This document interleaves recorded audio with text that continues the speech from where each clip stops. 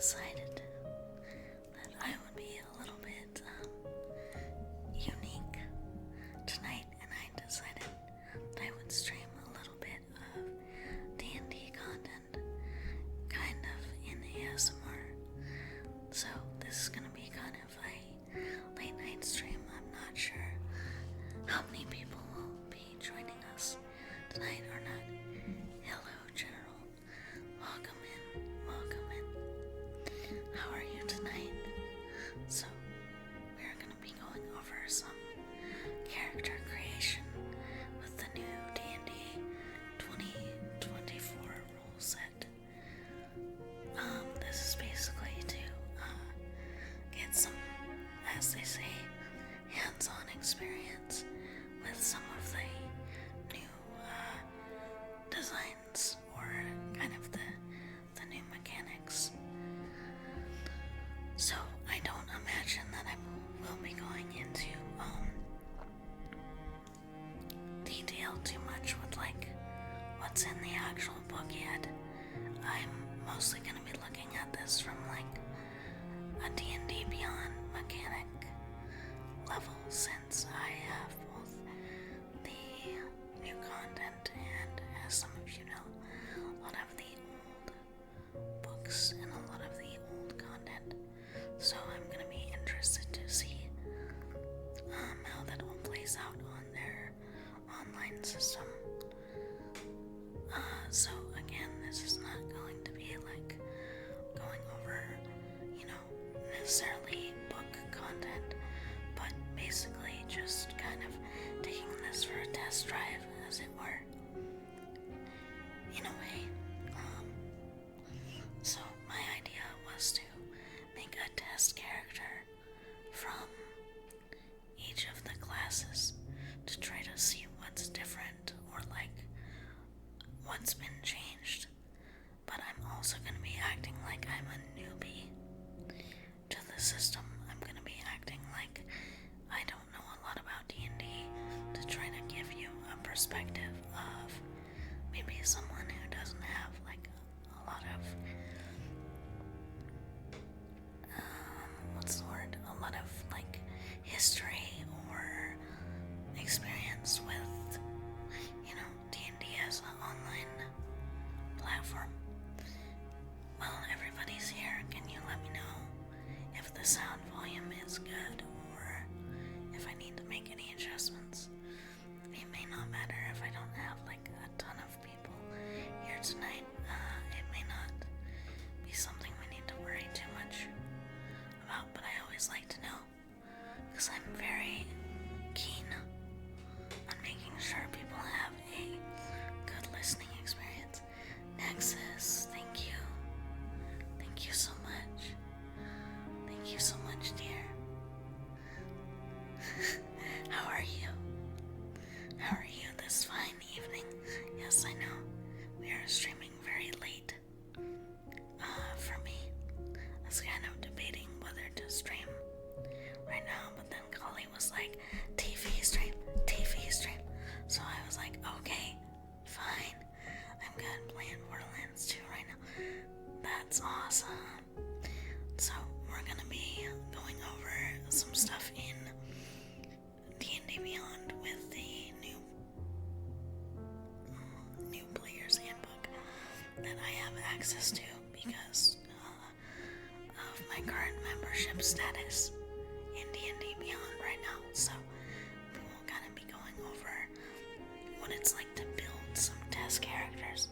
Basically, we're just gonna mess around and play a little bit. You might be curious to know some of this Nexus since you are new to D&D. This might apply to you and some of the characters that you may build from this this point on. So anyways, I guess we can sort of get into things in a few minutes. I was gonna wait like a few minutes more and give some people like some time to show up if they think about it. If not, that's okay. Like, I'm really not expecting this to be a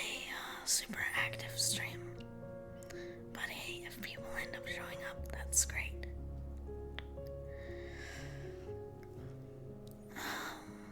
Yeah, so I'm kind of excited. I'm also kind of nervous about how much has changed. I think some of it could be good, but I'm also a little bit nervous because of Watsy's kind of tendency to just, like, will literally overwrite stuff. So, it's gonna be kind of interesting to see just how much they have or haven't done, since I know that people were a little concerned, including me, about what would happen to, like, quote, legacy content in that way, aka content from all the previous things. So we're gonna see how that goes. Hopefully they did a decent job, but I don't know, that's what we're here to find out. Okay, so as you can see, I have a lot of test classes here. I think I'm gonna have to, like, shrink that and then resize it on here, because it's gonna be too small, but I need to be able to read chat, so hold on. Okay, so we need to adjust that a little bit. Oh no, this is gonna look like crap. This is gonna look like garbage. Okay, can you all see that reasonably well, or are my wings and tail and other crap in the way? I'm just trying to make this so I can read chat also.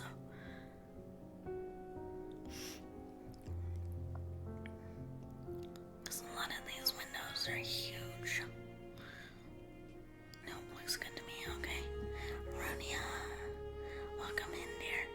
We're whispering because it's the late night stream, so we're just gonna be testing out some things on D&D Beyond, because the new player's handbook is active for me right now. I'm, like, in a group of people who get to access it early because of my membership status on D&D Beyond. So I have a test character from each main class, and so we're just gonna go in and play around, and I'm basically gonna act like I'm new to the system.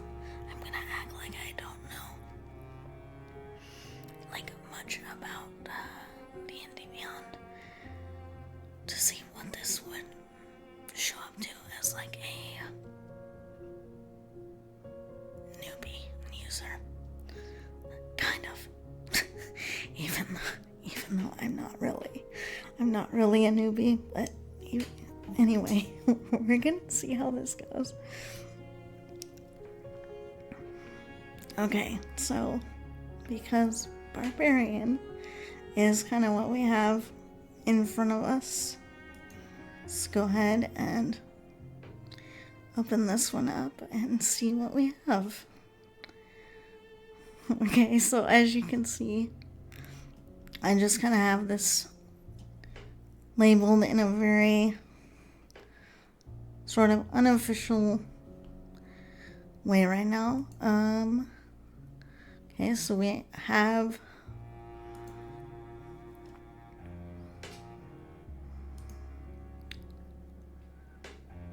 so what's interesting now is we have a tab labeled Core Barbarian Traits. So they have some of it, like, labeled out or laid out in a nice little table for us, which is new. It's kind of a new way of organizing some of that information.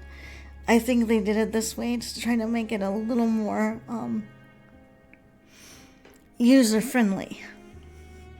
So they clearly say here, as a level 1 character, gain all the traits in the core, and then gain the barbarian's level 1 features. So then we kind of get to choose skill proficiencies, which I might choose. I'm just gonna choose something just for fun right now, just to kind of see. Okay, so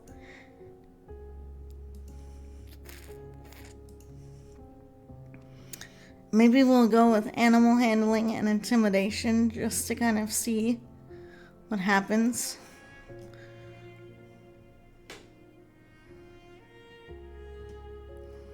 Okay, so this is kind of where, of course, they give you the rundown of like what rage does. And of course you have resistance. And now there's rage damage, which, if I'm remembering correctly, I think that's something that was even in a little bit of the original rules. I don't really remember. But it does say here, interestingly, and I kind of like that they have it spelled out here for anyone who's new.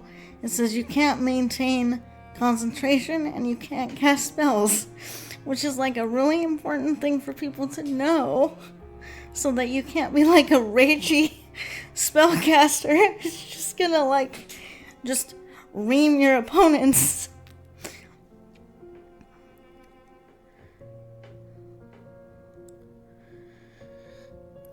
And then of course they talk about like duration and all that stuff.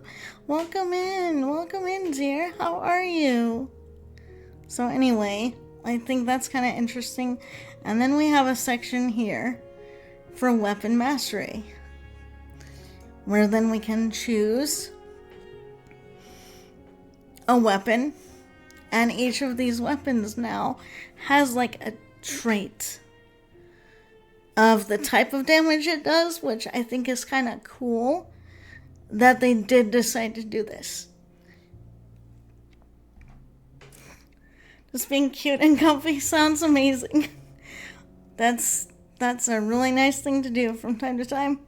Just being cute and being comfy. That's kind of what I'm here doing, so welcome in.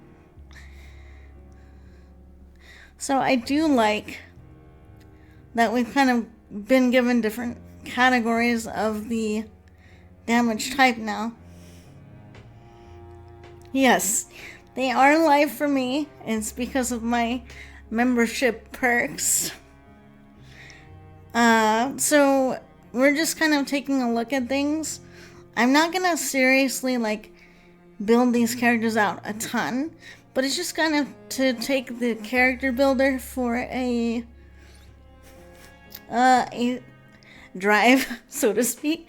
Yes, I do have a master tier. I try not to be very like open with that, since I know there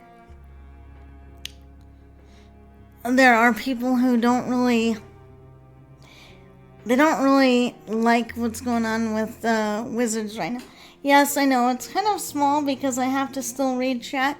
So, Collie, if you want to bring in my other magic items so I can read on a different magic item, that might help, because then I can make this big again and you all can read it better. Thank you. I forgot to ask about that before stream. Oh well. So anyway, now let me just move some stuff.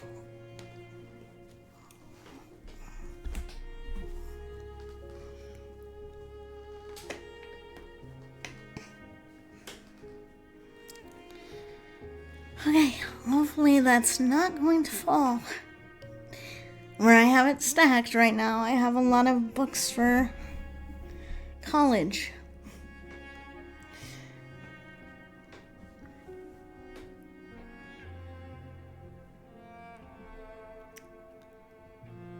I mean, it already is full screen in OBS, but it looks that way because I have the window minimized on my browser so I can read chat.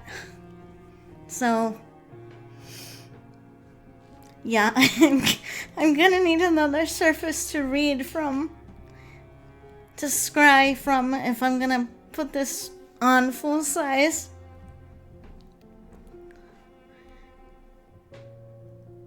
Yes, and that's only because I'm like, oh no, I need to be able to read chat and I can't read it if the window is too large.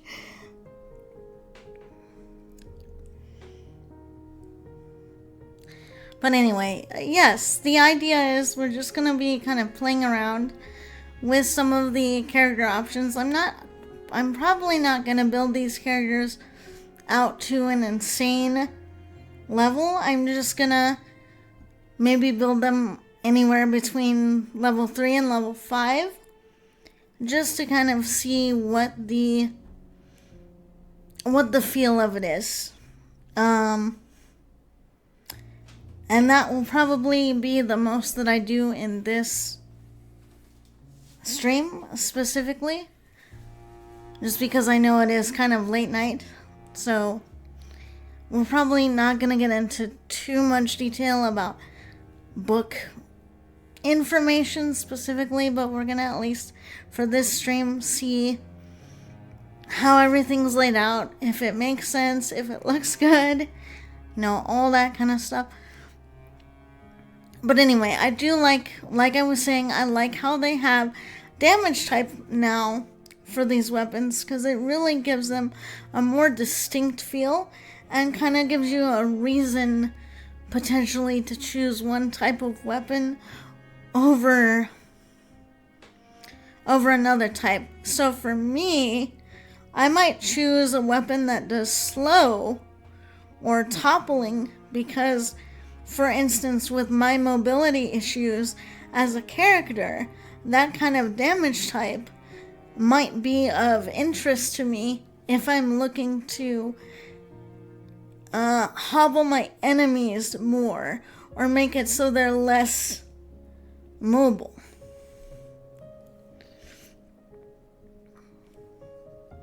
So I definitely like that change. I think it takes weapon choice from simply an aesthetic choice with some thought of damage type to really this idea of what kind of damage do you want to do with your character and why.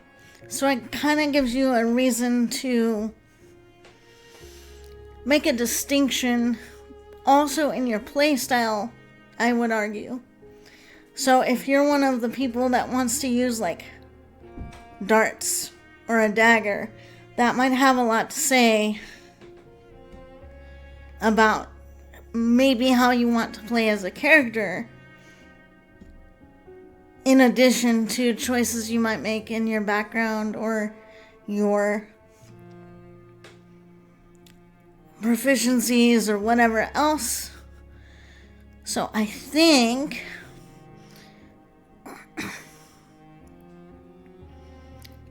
for my barbarian example, I might do a battle axe as one of my choices.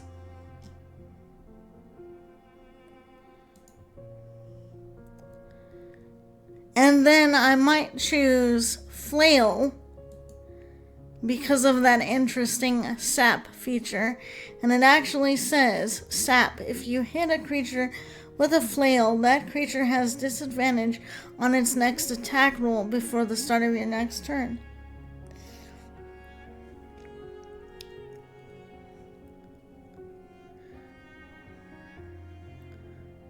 And topple is nice because if you succeed on that, they're going to get the prone status effect, which is going to give you, I believe, advantage on your attacks. And it's going to make it very difficult for them to get up and have a response to you immediately.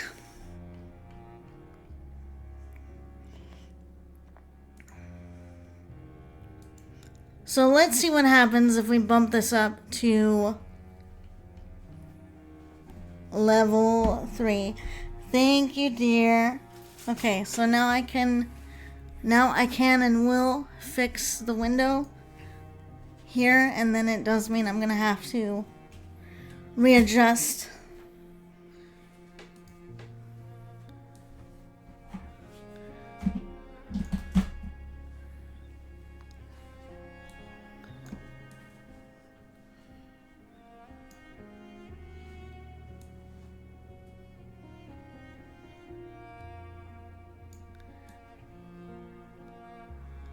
Okay, I don't know if that's better or worse. Hold on, let me do what I need to do with this. Okay, I think hopefully that's better. If you all want to let me know in the chat, then I can make sure to do any more adjustments.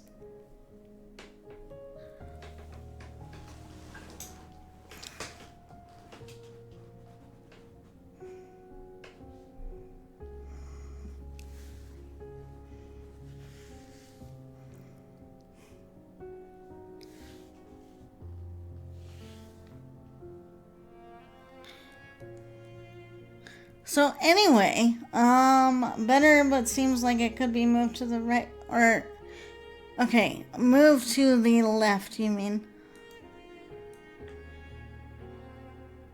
How much?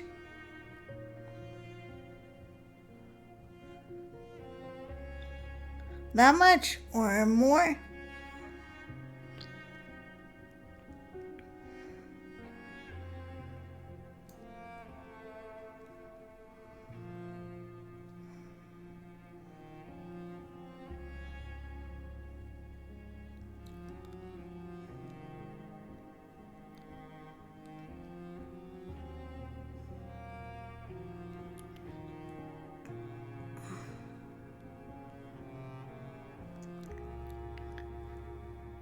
More-ish if you want it up by the corner.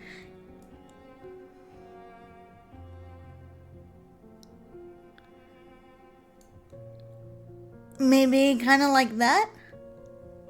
I just want to make sure you all can still see everything.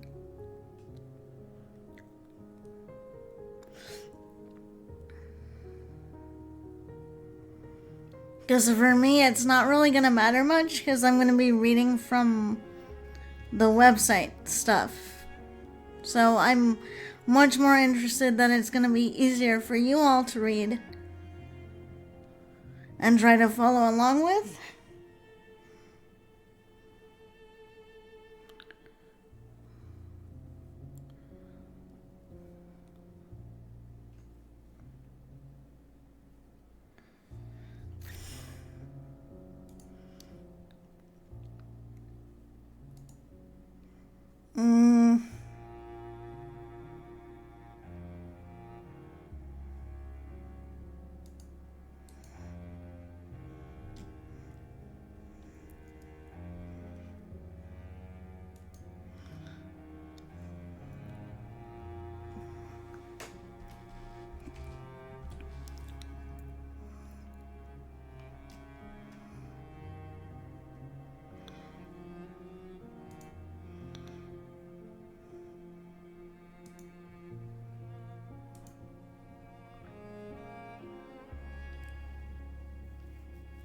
Like Opera settings zoom.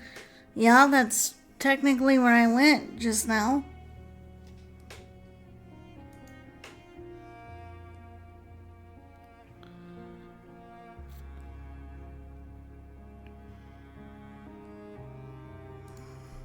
Okay, so I went ahead and upped the level of the Barbarian to level 3 so that we can just kind of see what happens. So we picked our weapons. So at second level, of course, we still get kind of the danger sense feature. We get the reckless attack. But now we get to choose our Barbarian subclass. So here's where things get interesting. So this here, the core rules, represents the main classes that you're going to be able to choose from. Now, all of this other stuff, the expanded rules, that's technically going to be considered, in my mind, part of Legacy, because this is from books that are not going to be considered like part of their main rule set. So what that means is if I were truly a noob and this were the first time I was coming into D&D, it would be kind of sad because I would only have these main choices. I would have no idea that any of these others existed, which is kind of sad.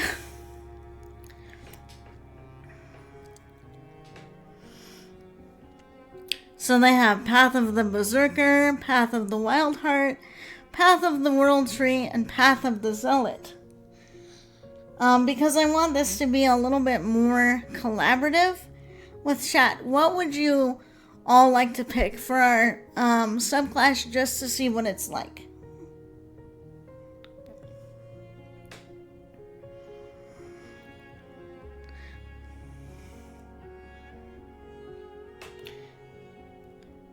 What? That's so weird. You can't see the pop-out window.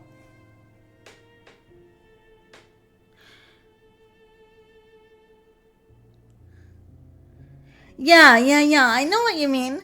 Well, that makes me sad. It means you can't see what I can see.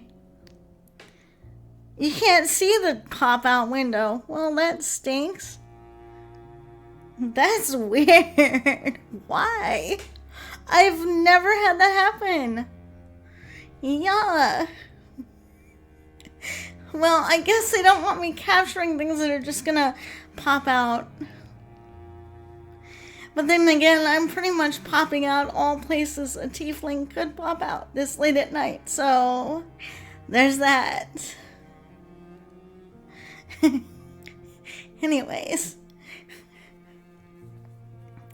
Anyways, all that aside, so there was one vote for Path of the Zealot. You all want to go with that, or do I have any other votes? And I can read choices again. Well, yeah, what was those natural D20s you got? Exactly. I'm very, very proud of my all natural D20s, by the way. Very proud of them.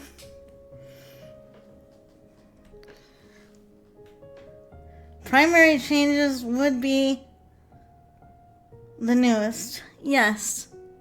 So, we kind of already went over, like, the interesting thing that they did with, like, different weapons and damage types. Thank you for the clip.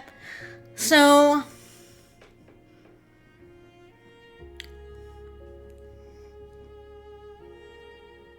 if you want to look at Path of the Zealot, we can do that. Let's see what happens. So then we get something called Primal Knowledge. You gain proficiency in another skill of your choice from the skill list available to barbarians at level 1. Okay. So we get to choose again. So I'm going to choose Athletics. And so then we have Divine Fury. You can channel divine power into your strikes on each of your turns. While your rage is active, the first creature you hit with a weapon or an unarmed strike takes extra damage equal to 1d6 plus half your barbarian level, rounded down.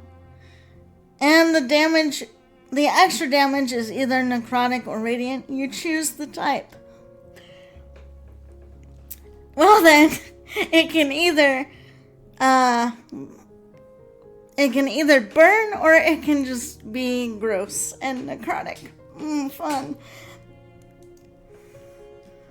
So this is probably the feature that matters the most for this subclass, Warrior of the Gods. A divine entity helps ensure that you can continue the fight. You have a pool of 4 d12s that you can spend to heal yourself. So, kind of like hit die. As a bonus action, you can expend die from the pool, roll them, and regain a number of hit points. Your pool regains all expended dice when you finish a long rest. Okay, cool. I guess it's neat. Okay, so I also want to draw your attention to these little menu bits up here. We have one for background,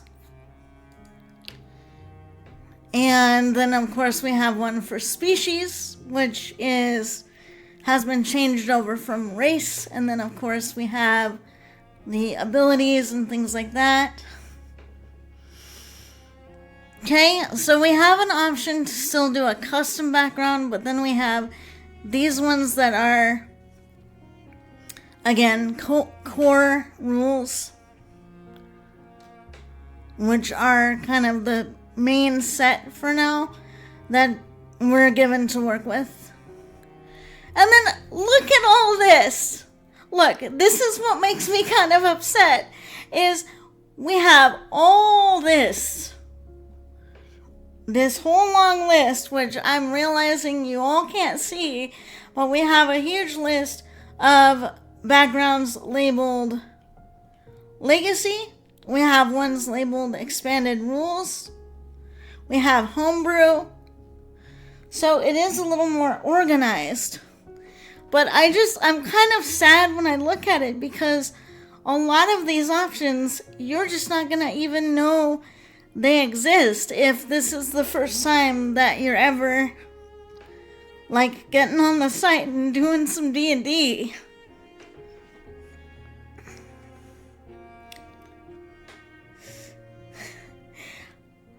I did create a Zealot Barbarian like a long time ago, and I don't remember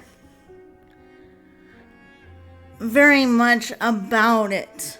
So I can't really be sure what's all that different from like however they were doing that before.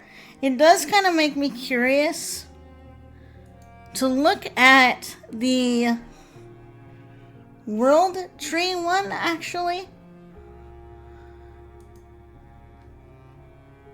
because that sounds sort of new, unless it's just sort of a rename of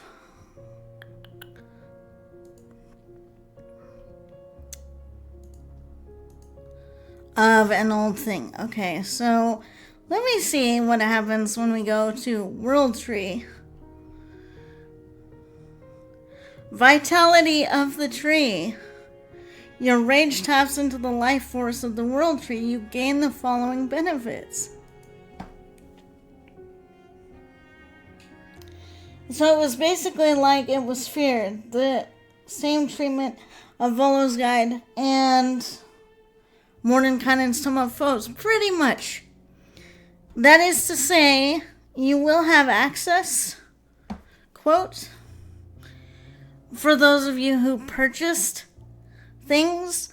So for those who have all the legacy content, will still be able to access it. But the problem is that if that's not you, you're not going to have access to it, and there's really not going to be much of a clue that you have other options, unless, like me, you're kind of a collector and you end up collecting a lot of this stuff.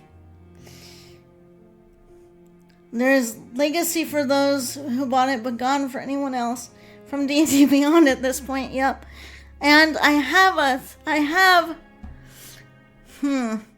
so from what I've been able to see just briefly before I got on stream, all of my old characters that I created and that Kali created before the new rules, those characters for now, it seems, based on what I looked at before stream, it seems like those are going to remain untouched in their current form because they were created before these changes. But based on all of this, it kind of makes me concerned about what's going to happen if I ever decided to change those other characters from the previous format to the new one. I have a feeling everything would pretty much be wiped. In before the price of the... Yes. So it's one of those things, I guess I would say, just to be safe, if you're going to make a new character sheet for a previous old character that's done by the previous rules, make a copy before you make any alterations to the new system, because I'm pretty sure that you're probably going to lose some integrity. I don't know how much, but that would be my guess. Because if they're having all new character sheets follow the new format, I would not make any changes to old characters unless I had a backup copy. That's just me. I don't know. Maybe I'm the anxious archivist. I don't know. Maybe nobody else feels that way, but I do. I feel that way. I get nervous when people touch my stuff. Okay, so I'm just gonna read this because I'm interested in it. So it says Vitality Surge. When you activate your rage, you gain a number of temporary hit points. Well, that's kind of different-ish. And then the other feature is Life-Giving Force. At the start of each of your turns, while you're raging, you can choose another creature within 10 feet of yourself to gain temporary hit points. Well, that's fun. That's just a little extra damage soak up. It's like, here you go, friend. To determine the number of temporary hits, rule. Okay, that's kind of cool. So I might actually save that as my subclass just because I think that's kind of cool and that's kind of got the Nordic vibes. So let's see what happens when I jump all the way to 5. Okay, so we get Weapon Mastery, which is a choice at 4th level.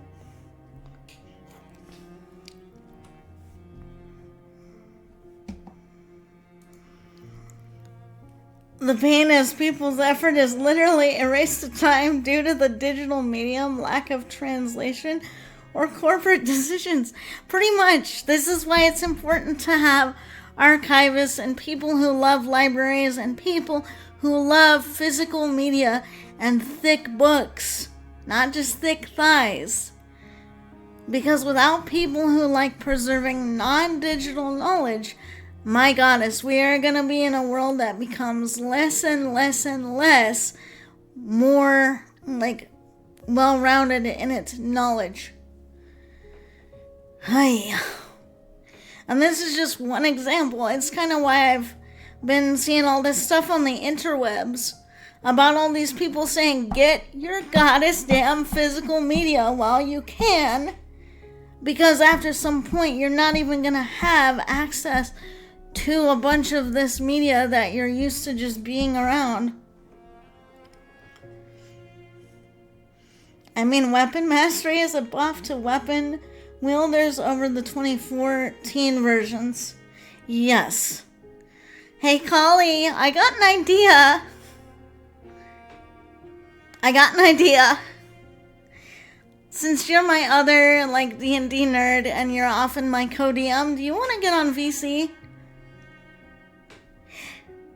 It's technically new, except the only difference is I have my jacket off, so I'm technically in my more casual mode. Okay, she has an idea. Run! No, you cannot escape me, Collie. Get in the VC. Get in now. I love you.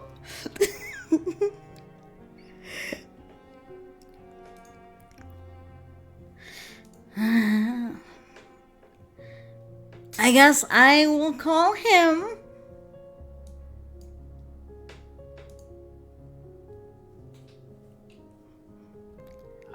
Hello? Hello. Oh no, where are you, Collie? Okay, hold on, wait, I have to pull you up. Where are you?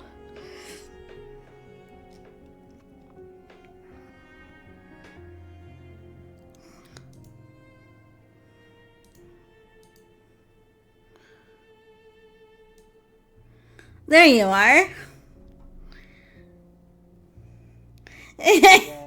Yay! Yeah, so I wanted to bring you on because I like to hear what you have to say too. Because you've been able to follow this a little bit more in some cases than I have just because of school and stuff.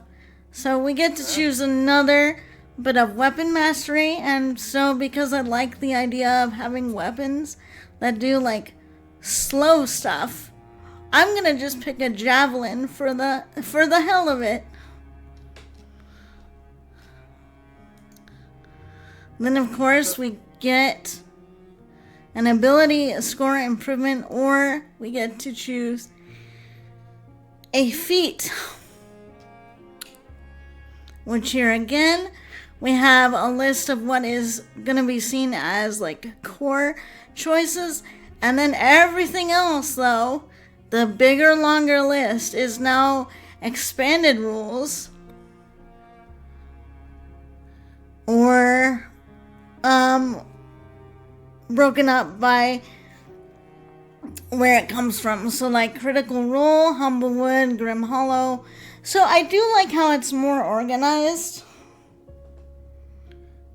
by what book it comes from. So it's not just like spell vomit and feature vomit from everywhere. So I do kind of like how they've organized it. But it's still kind of sad that if you don't have all these, you're not going to be able to make benefit of it, really. Yeah, there is a kind of a slightly more organization to it, like in terms of categories. Right, which my kind of ADHD brain does very much appreciate. Collie is a little quiet. Okay, I might need to see what I can do to jack him up a little bit. It might just be in oh yeah. He's really quiet in Discord. That'd be why.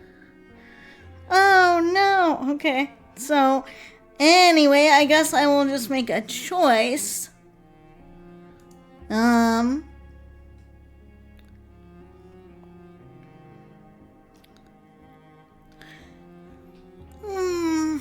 I think I'm going to, because this is kind of a barbar type of class, I think I'm gonna give them Tavern Brawler because I historically have really liked to give that to my barbarians. Collie, do you want me to beam my screen to you so you can see what I see? I'm following along, although I have to refresh more often. Well, but if I beam it to you through Discord, then you can actually see more than what's gonna show up on stream. Well, I'm also let's see. Okay. Sure, you can if you want to beam it to me. I mean, we can try if you're just kind of like, nah.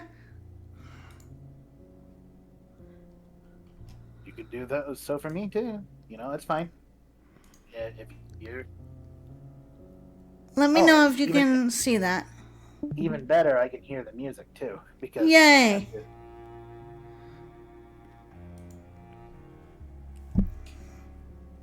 Welcome back, Runia. Glad you made it home safely.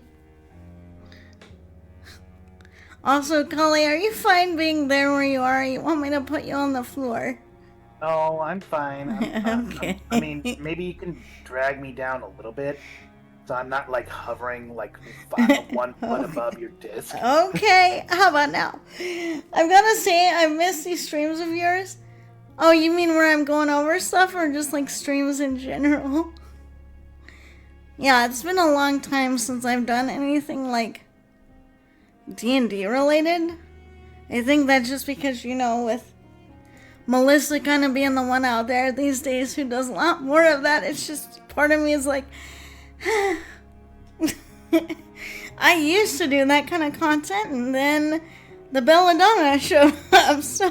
The big fat thumberchod. There's nothing wrong with the fact that she does D&D content, but it's just kind of like, she's more known for that now, so I guess I don't really do it as much in general.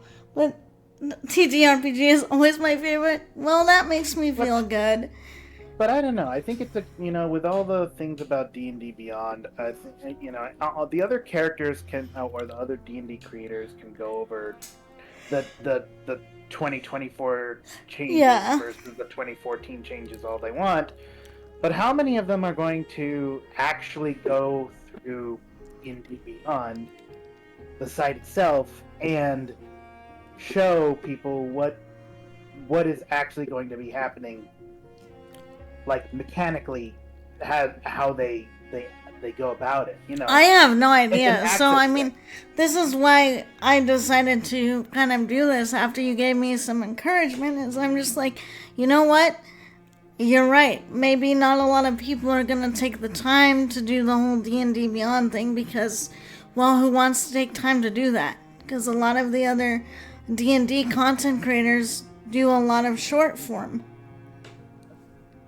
So we like to go into depth and like to really kind of see where the changes are, where the pitfalls are. I mean, somebody's got to do it, right? Yeah. In order to just like how people kind of like there'd have to be people who have to go through all like Baldur's Gate 3. Well, yeah, and like to show people what's out there. Right, and it Somebody's kind of reminds me too of me just kind of going around and seeing what's accessible and doing some of the things that I've had to do for my college degree. Is I really feel like I've had to be the beta tester for how accessible is this. Because they don't have a lot of students like me, so I end up playing the role of, hey, this is not really that accessible, or hey, can you have an alternate format? Yeah, I found that it's hard for me to keep up with her, but it's also hard for me to keep up with a lot of my friends just because I have like a lot of stuff going on, so she's not the only streamer that I'm just kind of like, oh no, I have no idea what they're up to right now. But I mean, more power to her if she can keep up with all this stuff. But I just like being able to look at some of it with a slower pace and maybe from a slightly different perspective because I have different concerns. And this is kind of what got me concerned about the new material being released, is having the digital D&D Beyond stuff is an accessibility thing for me. In terms of being able to access content, synthesize it, all that good stuff. Yes, I have physical copies, but when I'm doing a stream like this, it's much harder to use physical books if I'm going to be doing a stream on it. So it's much easier to be able to like look at it here and say, okay, what does it feel like to actually build with this? How do you feel about the forced tool proficiencies and other things of the sword? From each of the backgrounds. On that note, I think I actually need to choose a background I was going to, and then I got distracted. So let's actually do that and see what they're doing now. It's like they quite literally have far less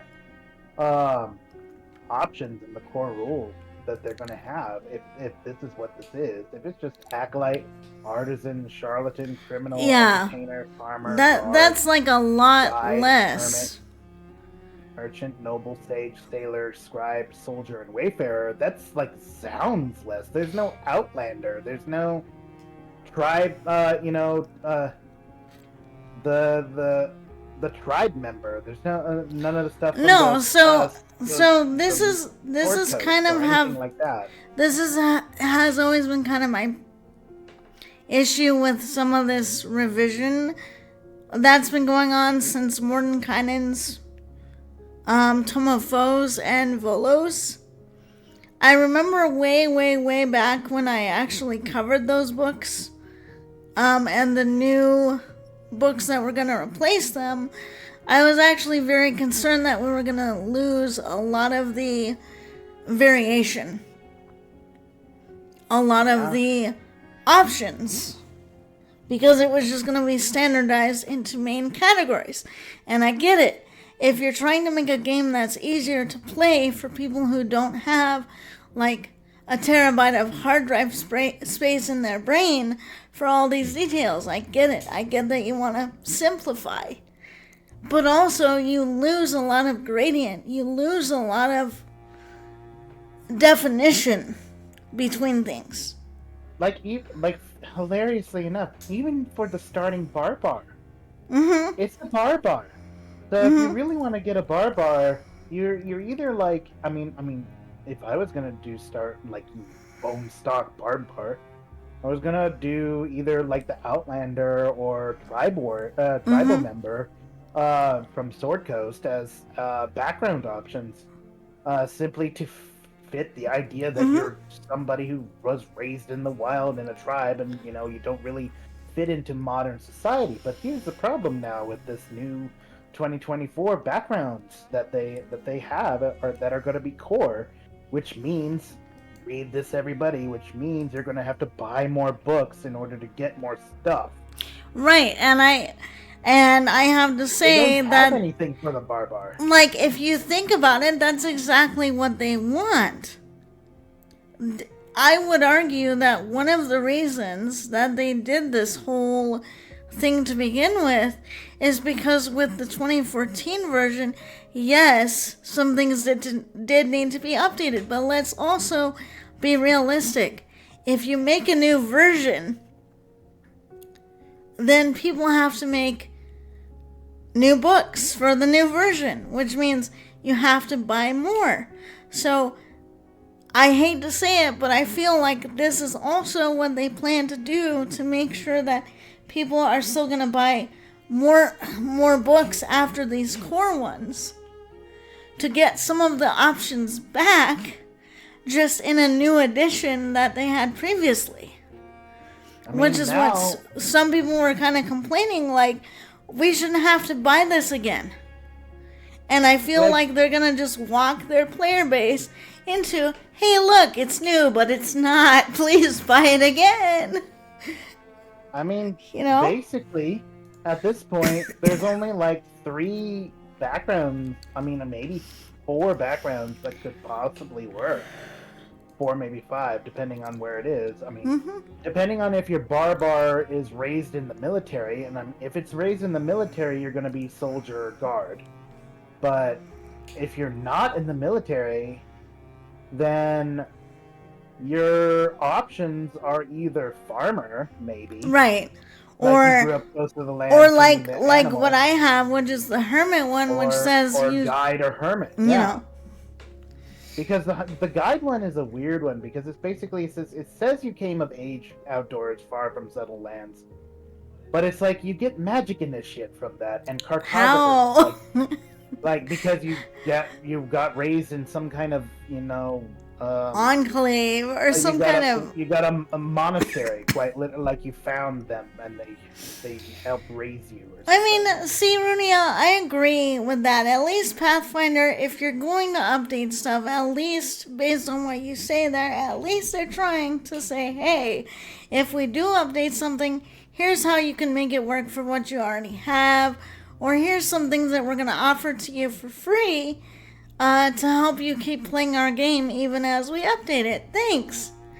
And like I said on my post on Twitter that I did on this, it's like at the very least, it'd be nice to get a coupon from them saying, Right. hey, we appreciate you supporting us. Here's the coupon for stuff. And here's the thing, y'all. We have it so you don't have to. Yes. So I have it so you don't have to waste your money on this if it's not really jiving with you.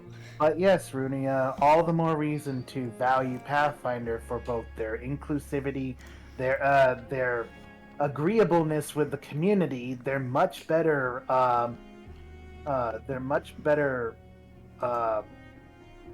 Was it the surveys that they give to the player base? They're much more in depth. I'm gonna make my barbarian a halfling just so I can say, hey, it's Tiny Rage. and just in general, they just okay. That's way better. This is interesting. Yeah. It says now D&D free rules 2024. Okay. Free rules? What? I don't understand. Look. Hold on. Let me. It says Halfling D&D free rules 2024. Oh, Dean. Okay, free. D&D. What is free? free? Free? Oh, because there are free rules. Right? Oh. Because there's those that they give. That's an interesting picture that they have for a halfling now. I mean, that's kind of. Looks like an Indian woman. That's kind of cute, though. Okay. Heyo. Indian woman rage. Okay. And yeah, basically they only have one thing that they do. You know. Yeah. Just, that said, Paizo is still a company. We need to keep an eye on it to make sure it doesn't pull a fast one. Yes. I mean, but they seem to be a little bit more forthright overall, which to me makes them a little more trustworthy. Then of course we have like abilities and stuff. Yeah. Which I'm probably not gonna bother to.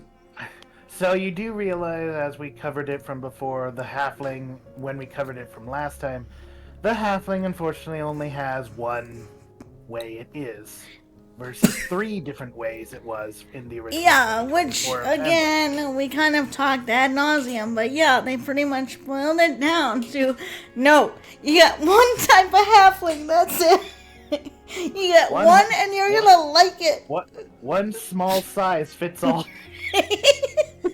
Nice. You better enjoy those. You better enjoy those tidy panties on your little halfling.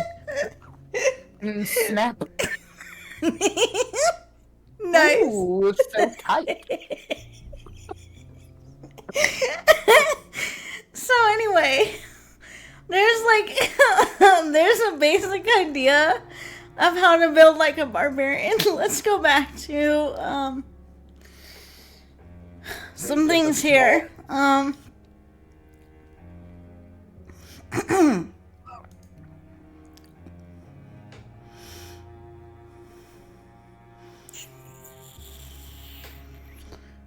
No, I just want to go to my characters. I don't want to build another one.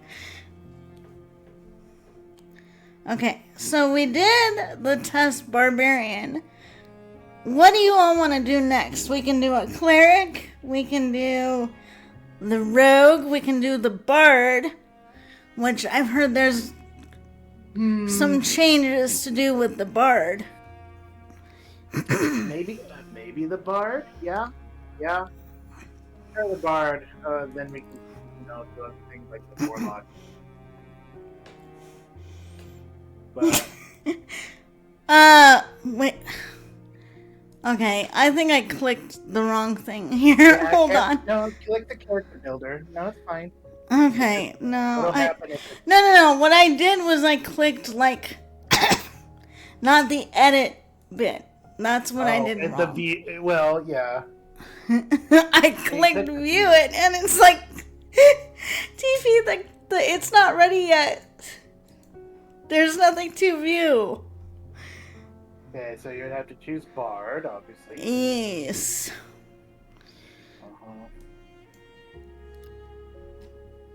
Core Bard traits.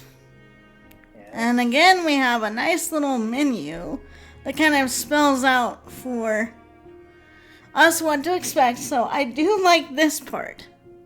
I do like how this is more clearly laid out instead of all over the text. I suppose visually that is nice. So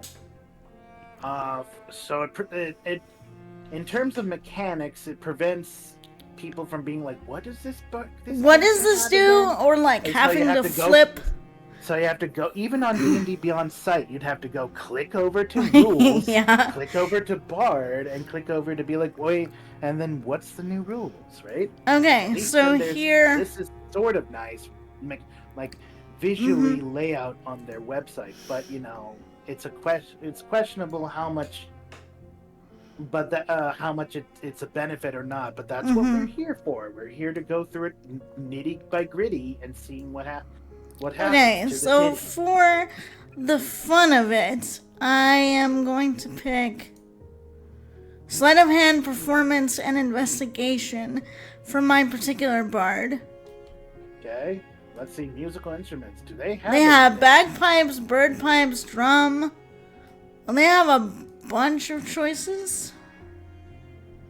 This looks pretty similar to what they had before. Oddly, they don't show that even on the. They don't show that even on the screen that you're sharing with me. Huh? That's really strange that I won't pick up the drop down menu. Okay. Not even in Discord, so I don't know. I guess here. I'm gonna pick a war gong as an instrument. There you go. Can I treat people's heads like a war gong? Boing! Are you multi-classed in barbarian? Me? I could, there's a reason why barbarians. Okay, I'm choosing war gong, viol, drum. Just put something there so you all can see. So then they have a little insert about bardic inspiration.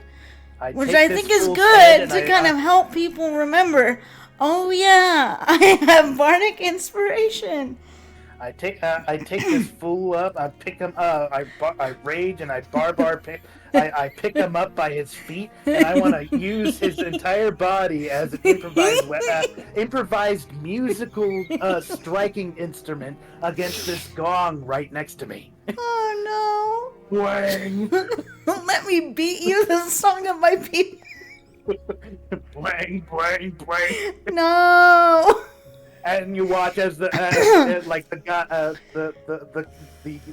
enemy just starts comically losing teeth. Disney level Moon just goes as his face. So I like how they have a whole section on bardic inspiration. I'm sure they did before, but for some of the games that I have run for people who play bards, they forget they have inspiration. So I kind of like that they again kind of go out of their way to be like, excuse you, you have inspiration. Casey dear, can you stop scrolling? I need to look at the bardic inspiration. Yeah, I'm gonna scroll down. There you can see it. Okay. So yeah, inspire a creature. Oh no, they kept the D20 test lingo. I hate it. Yeah, I hate it here. I hate it here. Can we go over to Pathfinder now? Runia, help! Help! Rescue the tiefling. She's stuck with corporate bad decisions. Not of my own making. I might have to just start defining myself as like a legacy tiefling. Because I don't even think we're gonna have the options for tiefling anymore. That is actually oddly cute, you know? What? To be honest. You've been around the block for quite a while as a tuber. Mm-hmm. You do feel kind of like a legacy. Yeah, I mean Not in a bad way. I was like, no, don't take that to mean that you're old. It's always Or the stage older magician. uncle. That sounds so cool. That sounds really fun.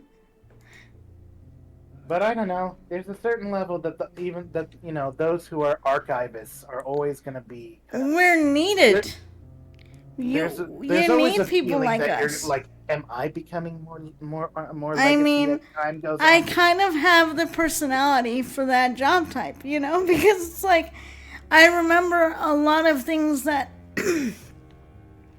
aren't the way they used to be, But I think that's just also becoming older and living through enough life to be like, wow, this has really changed. Anyway, so.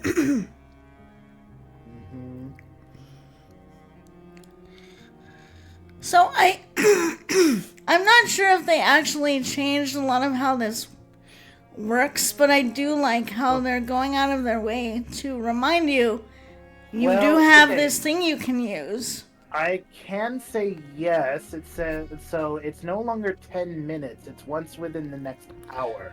Oh, yeah. And then specifically, Mm-hmm.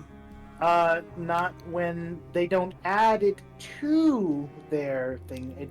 They add specific lingo that says when they fail. Okay. So specifically, the trigger is they have to fail it. Right. Whereas so like the other one, they just have it and they don't know when to use it. Right. So I'm just gonna remember this as like the Baldur's Gate 3 fail noise. I'm just gonna remember that by that rule now. It's quite literally okay. You know how we all have to treat this now? It's Baldur's Gate 3 inspiration. Do you want to roll again? Would you like to roll again? Would you like to roll inspiration? Like, yes, please. I want to roll inspiration. I want to roll this again. I don't want to fail this test. It's like, very well then. Wish. Well, that sounds very interesting, Runia. I might want to hear more. But yeah, so I think the reason I forgot about the 10-minute limit is because in the older rules, I don't think anyone really bothers to follow that 10-minute limit. I never did as a DM. 10 minutes. What does that mean? I never did. I was just like, that's such a waste. But here's the other thing. I mean, is it any better if it's within the... I mean, it is... Well, it's better in that you have more chances to use it. Like, 10 minutes in terms of like a encounter is not really a long time. So at least they give you more time. I honestly, for my games, if I ever started running them again.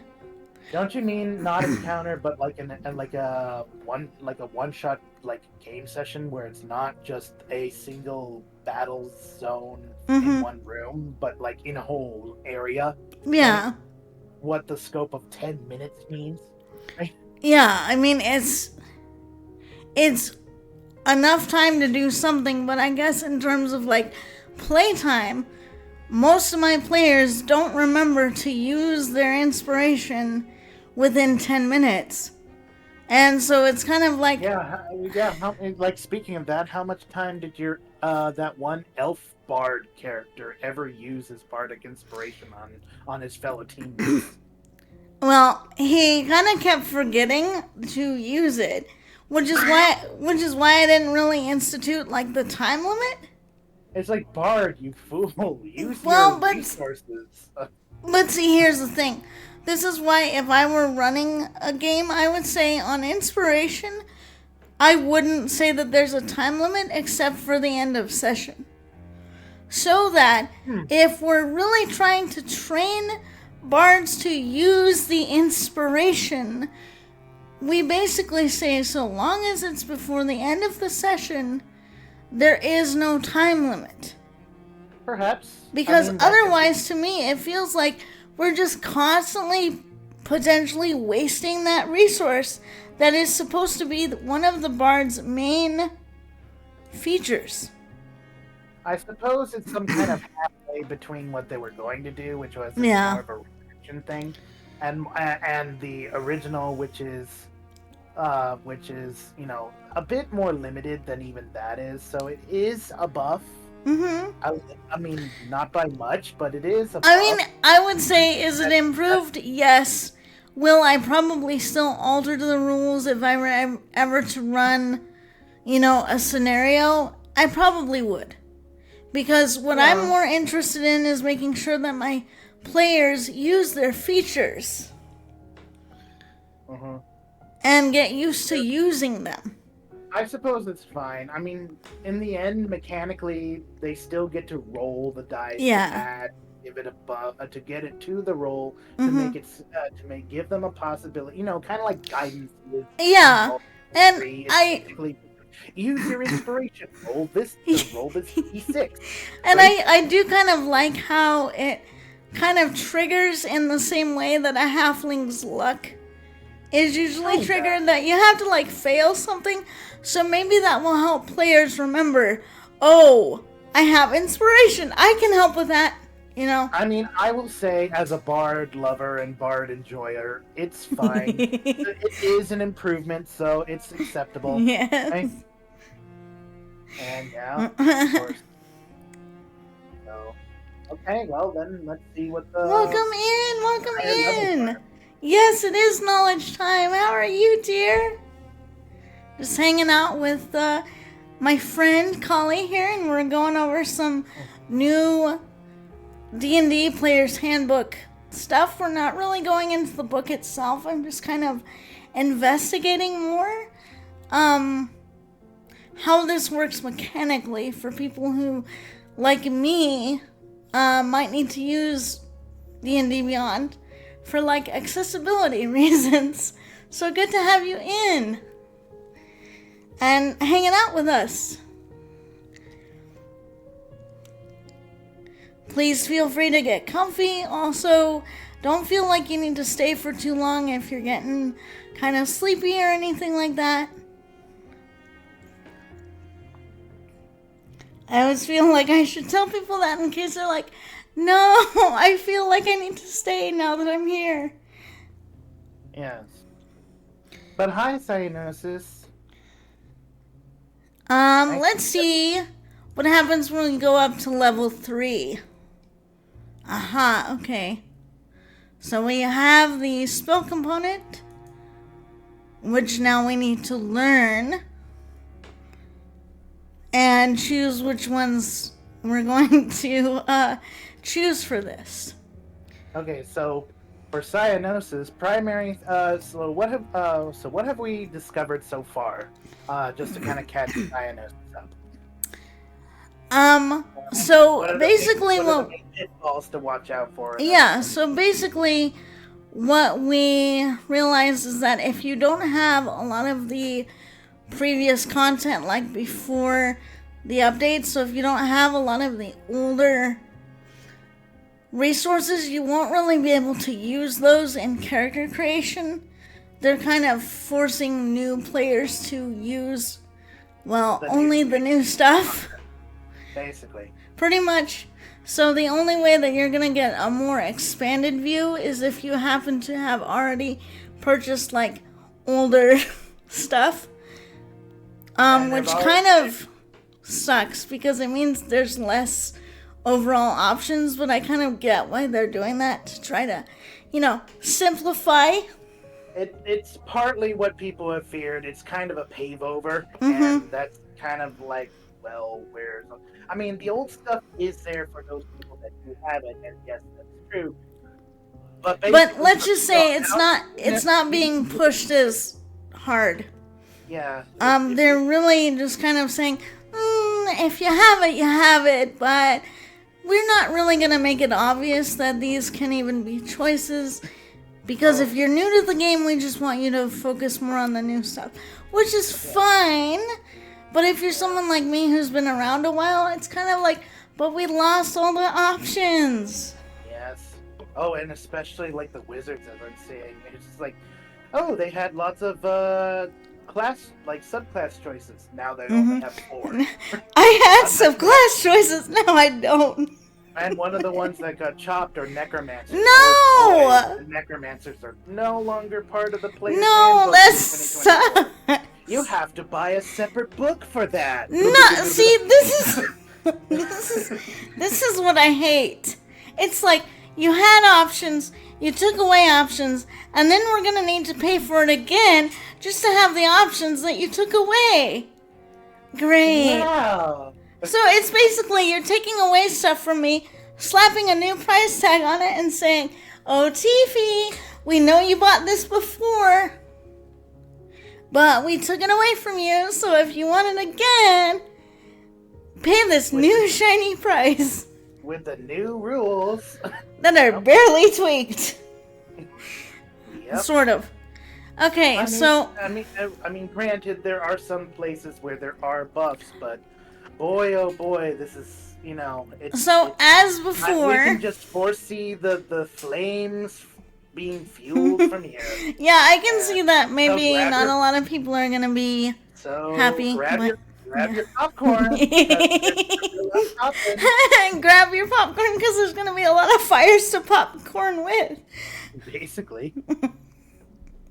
So anyway, once again, they kind of allow you to organize the spells by like spell level, so it's hopefully not as overwhelming.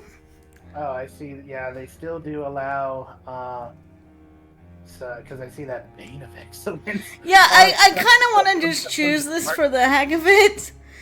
The creature of your choice within range must make a charisma saving throw. On a failed save, the next ability check, attack roll, or saving throw the target makes within the duration that results in a roll of 20 on a d20 fails to have any effect. Wow. Ooh. That's sick. That's brutal. That's brutal. I'm taking. Oh, I love that. Taking that. What bard wouldn't want that? It's basically you got a natural 20. No, you don't. Anyway. Yoink. Yoink. Yoink away. And didn't it just say like the higher it goes in as a cantrip, you can actually target more targets? Let me see. The number of times this cantrip can turn a natural 20 and increases by 1 when you reach 5th level, 2 natural 20s, 11th level, 3 natural 20. Yeah. So it does the cantrip scaling, kind of like Eldritch Blast, but basically you just eldritchly steal people. You're just screwing people over. I would love to screw people over as a bard. I will. It's the screw you cantrip. It's the I said no. What is the starry wisp? You launch a mote of light at one creature object within range. Okay. Radiant damage. Emits dim light in a 10-foot radius and can't benefit from invisible. Okay, so obfuscate object? What the heck is that? it means like hide it or something. While you're in dim light, you cause an object in range to become unobtrusively obscured from the sight of other creatures. For the duration, you have advantage on dexterity, sleight of hand checks to hide the object. The object can't be larger than a short sword, and it must be on your person, held in your hand, or otherwise unattended. I mean, the loot goblin in me kind of like that. Yes, I was just gonna say. Let's say we try to build this as like me, like yes. my bar. Okay, so you want me to give you this one? Sure. Yes. Obfuscate. Yes, I would love. Yes, I would love this. Somebody's stuff. or hide something on my person. It's just Okay. like literally, like okay, dude. It's like it can even be role played. Like literally, I'd be like, move it from my back pocket to a different pocket back Oh there. no, I'd be Golly. like, well, it's gone. You It's can't see it. gone. Okay, Doom But of now Poor my Fortune. now my butt feels a little extra stiff. Oh no, Golly, no. Not. Doom of That's Poor not. Fortune. That's not what they Oh, meant. Doom of Poor- Ooh, that sounds like that would be fun. Doom of Poor Fortune. Golly, you want this? Yes, of course I want that.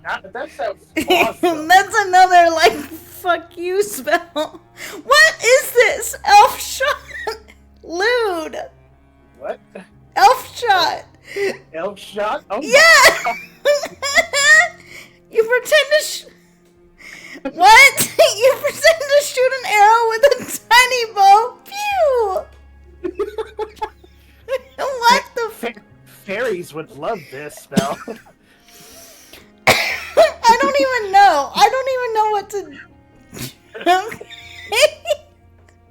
Okay, so just FYI, some of this stuff is in fact partnered content. So like, it's not what you're gonna be. I think here's the deal. We like, are we going? If we really want to be like true to like what we're gonna be in Player's Handbook, maybe we should check off all that extra content stuff. Oh yeah. I'll do it for the next. I'll do it for just- the next characters then. Just for the not confuse people because some of these are like. All right, fine. All right. As much as the extra all the critical role, drag time, Humblewood. Okay, whatever. It's off now. Sorry, guys. Sorry.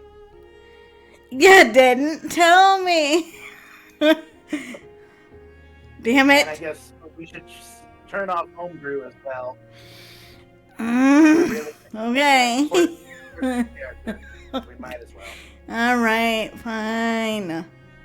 Where the hell is the homebrew? Oh, there it is. See, Collie, I blame you. When I start laughing too hard, I can't. Well, good. I'm I glad can't see making shit. you can't Okay. see straight. No. Your eyes cross. Yeah. Anyway. Oh my lord. Okay, All we were doing spells. So let's see. Yeah, homebrew off. So just expanded rules and legacy. So should be really what we would build. And I can move ahead and do those changes in other characters while. Yeah, that's fine.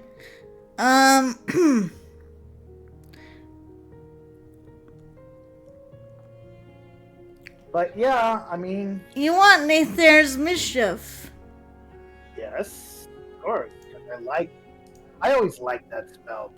And that one's an expanded rules one. Oh, should I mark more things off then? I suppose so, yeah. Because of If we're really gonna be accurate to what's not there. Wow, look at all the options we don't have. Yeah. We might as well go full basic. Well, the only thing maybe keep the You know what? Now I just want to get some Hank Hill art that's just like, damn it, Wussy. Damn it, Watsy, what'd you do this time? I told you to hold my beer. Not hold my ear. The fact that you can do that voice is just, it slays me. Not pull my ear. Oh. Okay, Collie, you want enlarge reduce? when I pull my ear, it doesn't mean give me a beer. You want enlarged reduced here? Oh, sure. I love that. Of course.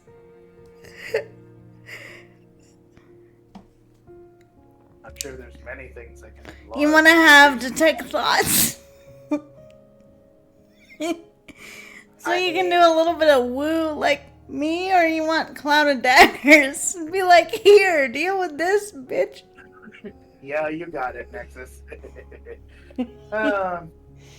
Oh, I can enlarge something, all right. Uh-huh. All right. What? What more do you want?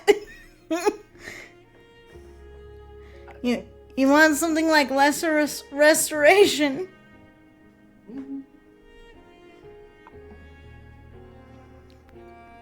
Well, depending if I'm how loot goblining I am, like not You want magic mouth? because I have a big fat mouth. No. Or silence? I mean, there's some things that could be used with it. I mean, we don't have to be super serious with this. It's just kind of, show off a little bit.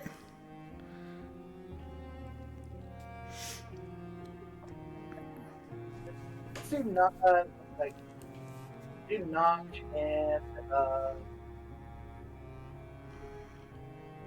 and suggestion.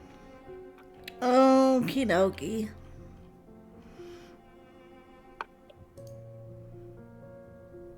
But yeah, basically there shouldn't be too much of a change as far as what I can tell at a glance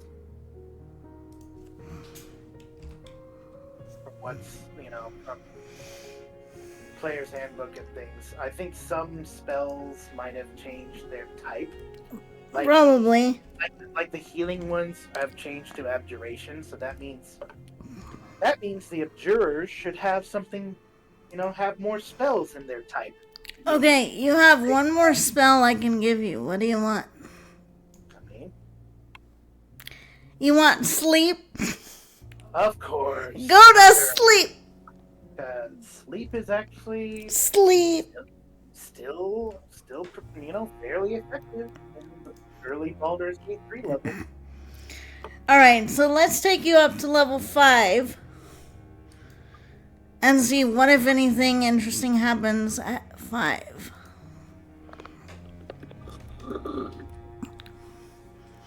Okay, so obviously more spells. Slurping my frap here. Yes, finally, I actually have a frap.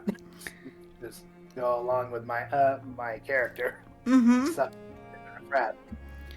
I'm gonna give you locate object because you constantly lose things. Okay. Where did I put the?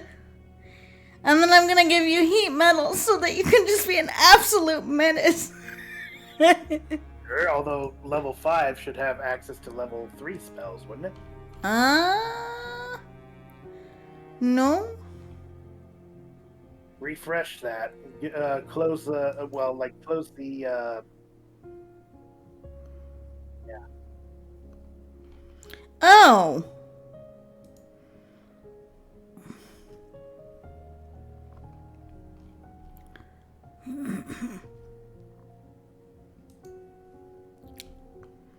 Oh, yeah, that's weird. Why didn't it update? You want feigned death because you're so dramatic. Or you want the tiny hut.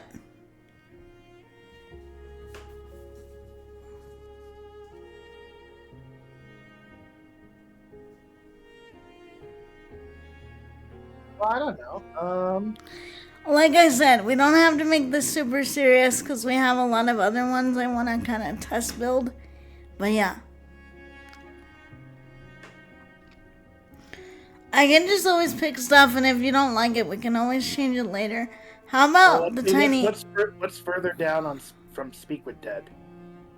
Speak with plants, stinking cloud, and tongues. Sure, stinking cloud. Because you are stinky. I stinky. I need to get. Oh my god. I need to take a bath. You want hypnotic pattern? Sure. Just so I, so I can, like hypnotoad everything. Hypnotize. Hypnotize. Okay, let's go back to expertise and all this other stuff. Performance. That should be basically the same. So. And then you need a bard subclass. College of Dance, College of Glamour, College of Lure, College of Valor. Let's see what the College of Dance does, because that's new.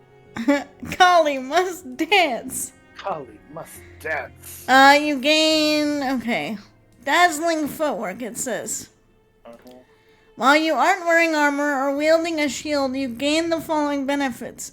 Dance virtuoso. You have advantage on any charisma performance check you make that involves you dancing. Unarmored defense. Your base armor class equals 10 plus your dexterity and charisma modifiers.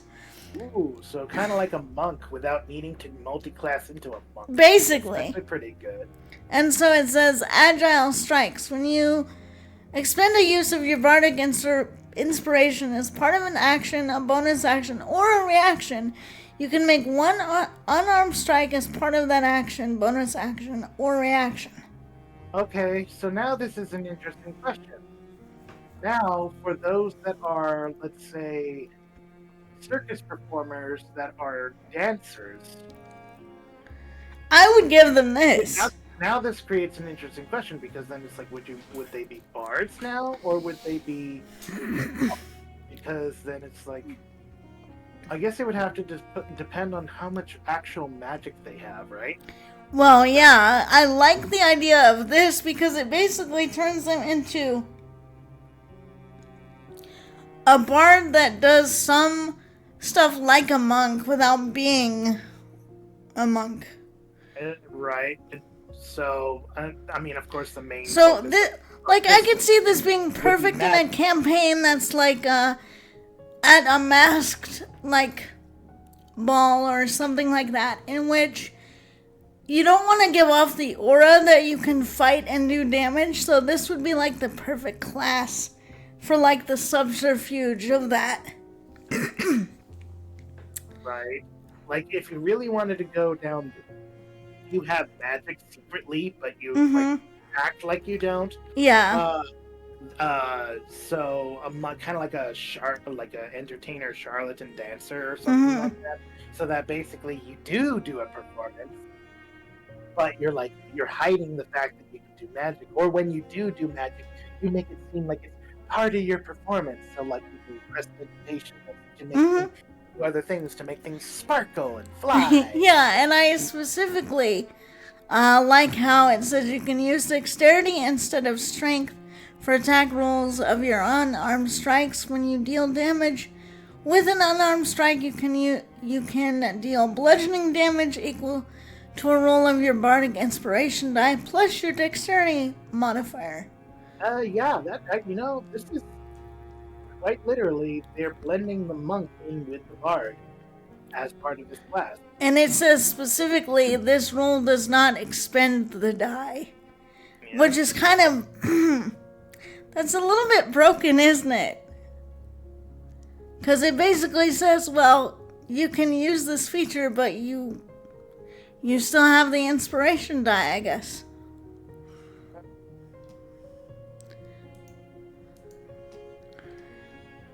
Okay, so I get to choose a feat.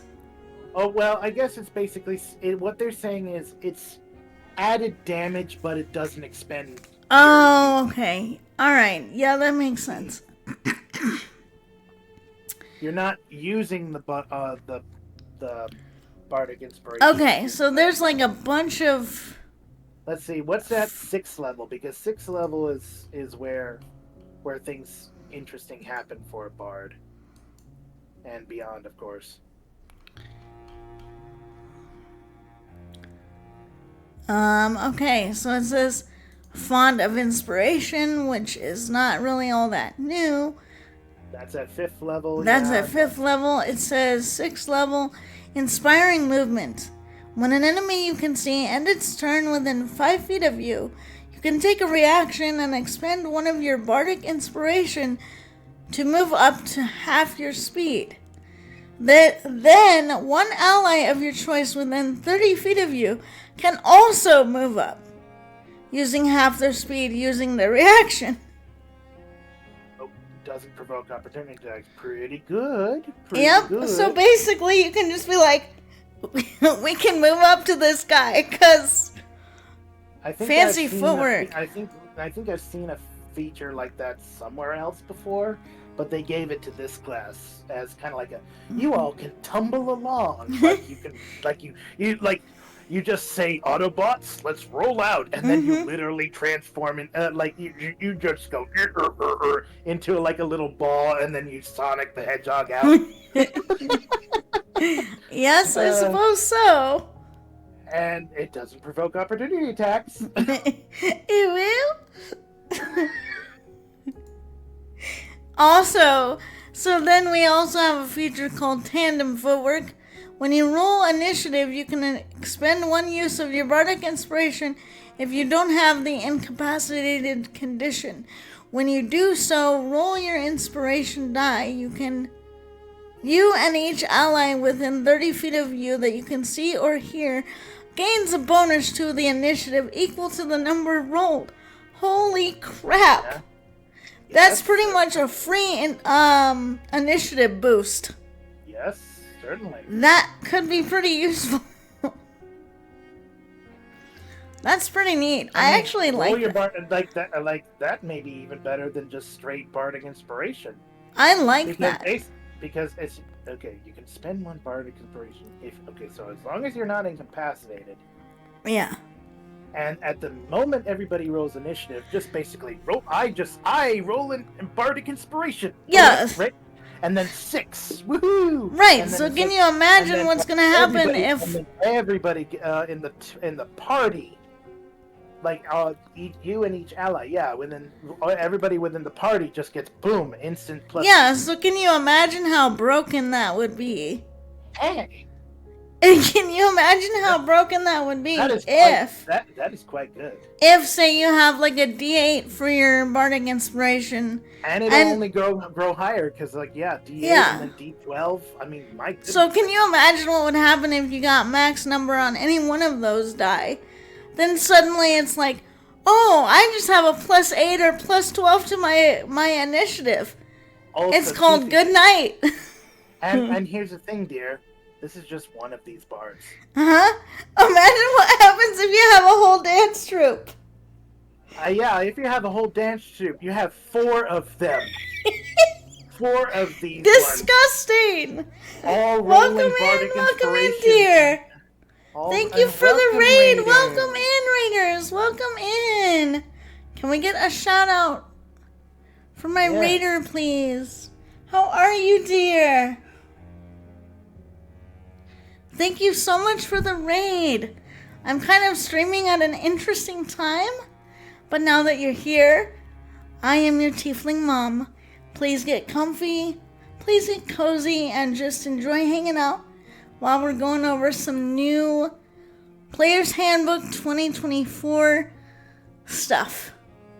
We're just kind of playing around with the D&D Beyond system to see what this means. Since we have since Tiffy has early access due to her subscription. Which I try not to be very vocal about, because I know people are a little bit don't give them your money kind of thing, but I'm like, this is an accessibility feature for me. But anyways, so we're kind of looking at a little bit of the character building options. Very nice, very nice. And please don't worry if you need to step away after stream. I understand, taking care of yourself and getting rest and everything. I understand that's really important to do. So if you need to raid and run, no worries.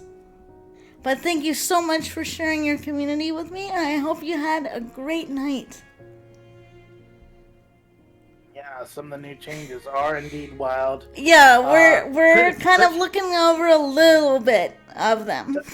So yeah, primary for the Raiders again. So things to just kind of be aware of, right? Mm-hmm. Is well, pretty much. If you know what happened to, if you know anything about D&D history, like lore books and stuff, and what they've done, what the company has Yeah, done, that they've been all those kind of died, revisiony.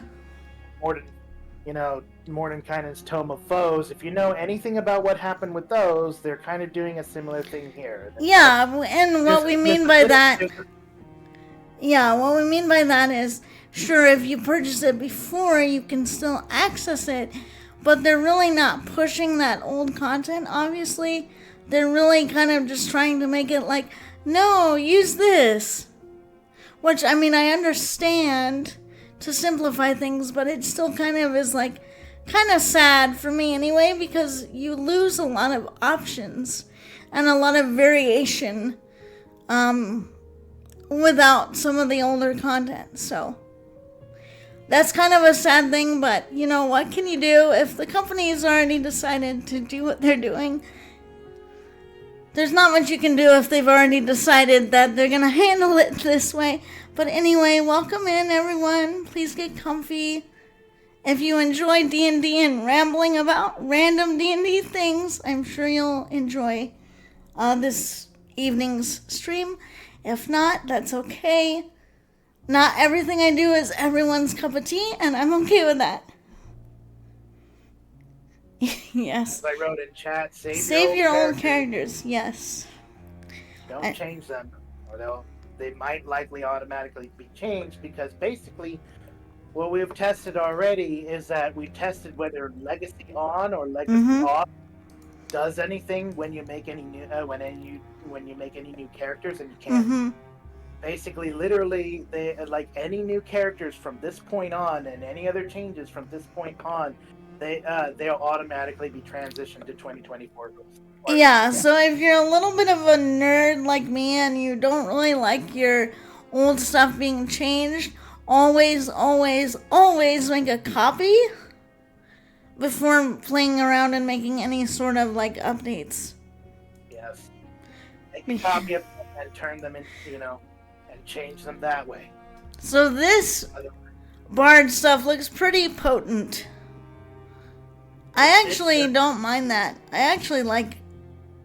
It's certainly it's very potent. I mean, my goodness, that is become 6th level. Those dance bards are going to be literally like the enemy force is like going to be like, oh no, they're hot. Oh like, no! To an entire team of them.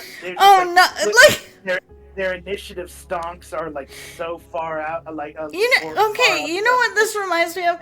It's just like, You know that whole dance thing called like river dancers, right? And it was really popular in the 90s, right? It was like these dancers who would do like tap dance, but also like Irish forms.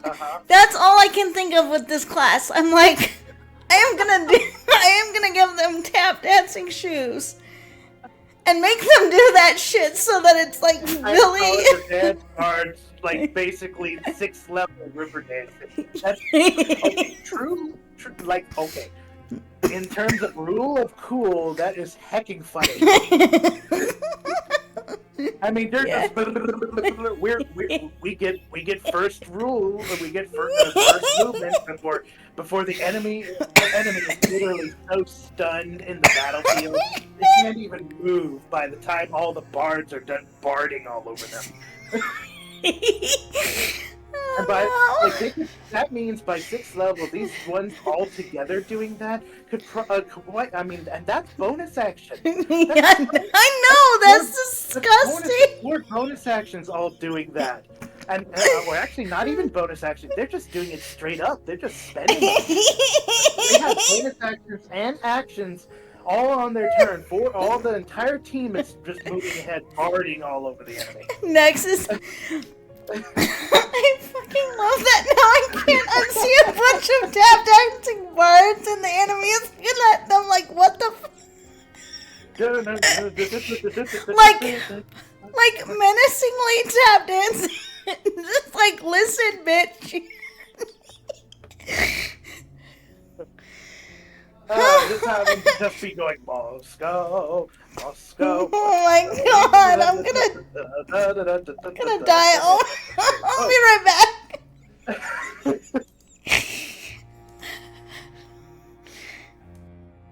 Just or if not river dancers, like Russian dancers, like dancers, just in a tavern, just going, you know. I can't. We need to move on before I die on stream of laughter. Okay. These College of Dance like bars have to be tavern brawlers. Oh, Yes. Because then they're just bardic tavern brawling like all over the dance. The dance. Dude, okay, you know what that would remind me of? Okay, that part in Monty Python. they're like dancing and stuff, but they're beating the shit out of everybody during that like Camelot song. Yeah, Camelot. Yeah. We're not proud people. No, that's what would happen if you mix this with like Fighter. Oh no. Yeah, okay. I mean, okay. Here's the thing. This is probably one of the better parts that will indeed come out of the 2024 rules. Yes. In this class right here for the bards. My goodness, it is going to be a meme, and oh my lord, I pray for the sanity of the poor DM who has to DM. The poor DM that has to play. Yeah. Because it's gonna be chaos and up to the extreme. They're just gonna be like, my body is not ready. My body is not ready for this. Oh my goodness. Okay, are we ready to? But I can see where the funny is, and I hope that it works. Okay, I think we've covered enough of Bard for now. I'm sure we could. Okay, so what background would be probably good for that? I think they still have entertainer, so that's yeah, they have entertainer. Yes. Acrobatics, hunter use, roaming fairs, carnivals, performing. Yeah, that would quite literally be the best. And you get more. And you get a granted feat. Musician. So even better as you finish a short or long rest. So as a thing for that, not just extra musical instruments, but short or long rest, you could play a song on it, and then and give heroic inspiration to allies who hear the song. So like that bard in Baldur's Gate 3, when you choose to inspire her, and then she just goes off this song, and then I just you just after you're hearing it, you're just like, yay, you did a good job. Like, you sang, and it was wonderful, and the entire Druid's Grove sprang to life from your music. Pretty much. All right, so I mean, I will admit, some of these backgrounds are. Look at the art for Tiefling. They are a plus. She's sort of pink like me, I guess. What in the world? She's like, the heck? I are Tiefling. Mom, is that you? What? Yes, I am the Wicked Witch of the West. No. Okay, so we get to choose size. So I'm gonna make you a small tiefling. Size. Okay. Small. Why not? Or you want to be medium? Well, I don't know. I mean, because Fine, I'll make you a medium fry. Well, hold on. Yeah, because it says 4 to 7 feet tall. So actually, you would count as medium. just barely. Yeah. Yeah, you're 4'7", so you are small for a medium, but you are not small enough to be small, which is 3 to 4 feet tall. Huh. Okay. Okay, so now we know. here's TP's a medium. here's TP's a small medium size. Yeah, I'm the small amount when you don't want to commit to a full medium. So here's the one part that I've been kind of dreading, which is the fact that we only have 3 main fiendish legacies. Now, which kind of sucks. We have Abyssal, Chthonic, Infernal. So the idea of kind of hemming in the idea of tieflings to the three different quote evil the evil legion types. It's like, are you from a devil? Are you from a demon? Or are you from some kind of something in between? You know, some kind of necrotic, some kind of death being from Hades or something. I honestly just miss all the variety that we had for that brief period back in the day where there was like a lot more subtypes of tiefling. I hate that they're all being pigeonholed into 3 main ones. I understand that this is going to make it easier for people to choose, but that's kind of like being stuck between choosing vanilla, strawberry, and chocolate. Yeah, it's a simple choice, but it's also kind of like, but we had a whole other menu of flavors. We had Mammon, we had Fierna, we had, Zariel. And I mean, here's the other thing. In terms of the player's handbook, this is a buff because all the player's handbook gave tieflings. It's just the infernal legacy. Right, so, and that was it. So yes, I mean, they have more now with the Abyssal. They have more now in the base, but we still lost all the other options. So yeah, I think that was the problem because it also came on the cusp of the heels of when they took away Mordenkainen's Tome of Foes. Yeah, which to me is just that. So it just that kind of upsets me, you know. And then here's another question: where's Sword Coast guy? So I've heard rumors that they're going to be kind of moving away from certain regions in D&D. I don't know how true this is, but I've heard that with the new stuff, they're going to be focusing on a new area of their world. So I don't know if we're going to get much in the way of Sword Coast. Well, because here's the reason why I asked. You know how you have wings, my dear. Yes.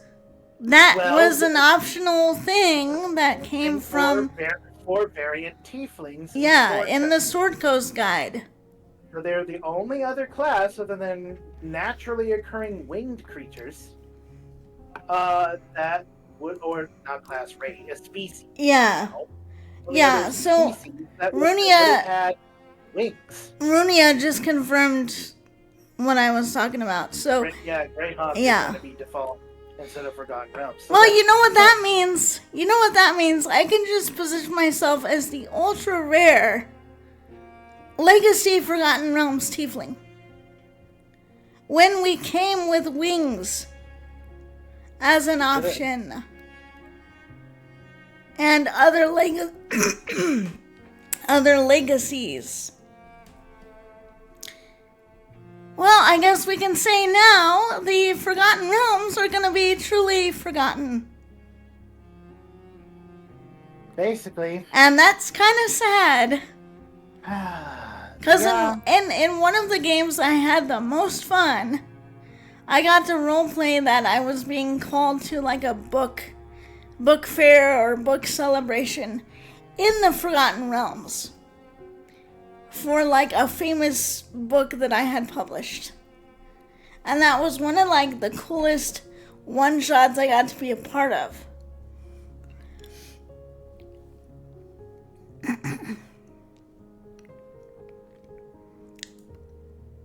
But yeah, this just kind of sucks because it's like, wow, we're really just moving on. Hi. Get paved over by the Watsy like paving machine. Yeah. So Like, they're gonna be like, you're gonna take this Thumberchon. no, no. Okay, so Kali, what legacy do you want me to choose for you? Since if we're doing me, and since my character, my OC, does look more devilish, I'm gonna have to pick the Infernal one. I'll take Infernal for 50 gold pieces, CV. Daily double. Alright, there we go. Okay, I'm gonna assume you want charisma for your option, right? Yes, because I got the riz. You got the riz! So now your spells will use the charisma. You know the thaumaturgy cantrip. When you cast it with this trait, the spell uses the same spellcasting ability for your fiendish legacy trait. I mean, OBA, that thieves just in general just get thaumaturgy, just by default. They just get it. It's just, you just have that now. You have that literally as a core racial option. You can't say no, you can't say anywhere. You just have spooky special effects that you can do, too. Well, yeah. I think you're other and extra like that. So I like that they just kind of give that as like an option to be like, woo, you're otherworldly. But still we're missing out on a ton of like previous options. But I mean, we are okay. I swear, we as D&D players as a whole are going to have to really pull them at knife point, and I really do. I mean, nicely, but I mean like rogues, and basically say, well, geez, what are your plans then going to be about all this stuff that you paved and sent into the abyss? Yeah, are you just not ever gonna touch that ever again? That would be my assumption with them moving everything to the Greyhawk. It's pretty much they are full steam ahead, just moving away from. Because what would the hellscapes be? Would there be no long? I assume there's not going to be any more 9 hells or anything like that, or I don't know because or if there's any I don't see, but that's the problem. Is like when you start taking away lore. Just like healthcare, when you start taking away lore without a backup plan, nobody really knows what's going to be left, right? So this is part of the problem, is because some things have been redone and recanonized, and other things have just been, erased. I don't know what that's going to mean. I would assume that they're going to keep the 9 hells, because it's just something that's kind of been there a while. So I would assume they're not going to change it. I mean, because otherwise, it's like, we were only maybe supposedly going to be okay with the loss of Mordekainen's Tome of Foes, which had all the tiefling options. If they were going to, wrap that into some kind of redo of Descent into to get remade at some point. But if even Avernus and everything to do with the 9 hells and everything else like that, or the abyss or any of the other planescapes, and stuff are now up in the air due to the shift to Greyhawk. Now it's just like, is any of that gonna even there's a matter lot anymore? there's a lot that's unknown, and I think that really speaks to why a There lot of really D&D players are so concerned, because we don't know what it means. And because we haven't gotten a lot of clear detail about what's all gonna change, I think that to me explains why a lot of people are anxious. At least that's why I would be anxious.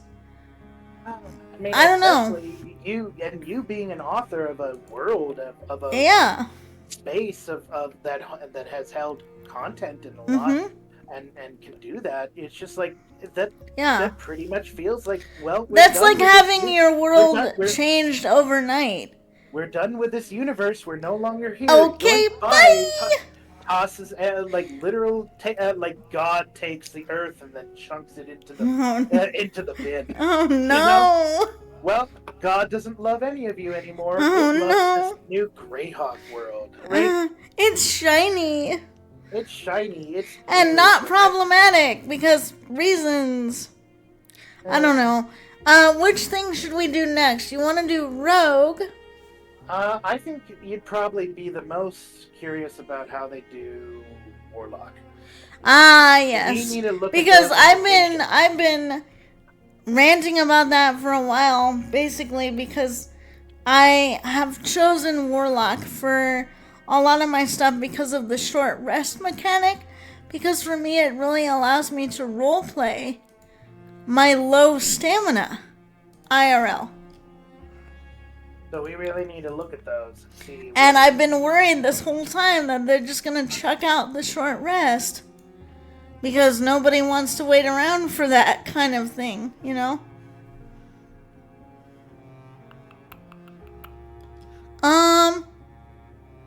I can leave on optional class features and customize your origin, right? Yeah. You can leave those on. It's just the other content. So we Okay. can really get a pure sense of Class, what it's like. the Warlock. So 4 anyway, Warlock traits. I hope you all in chat are still kind of enjoying I hope you're yourselves. comfy, even though we're kind of ranting and lamenting about things. I hope you're still comfy. Hope I'm not being too loud. I feel And like if not, sometimes you can always turn the volume down. turn myself way down.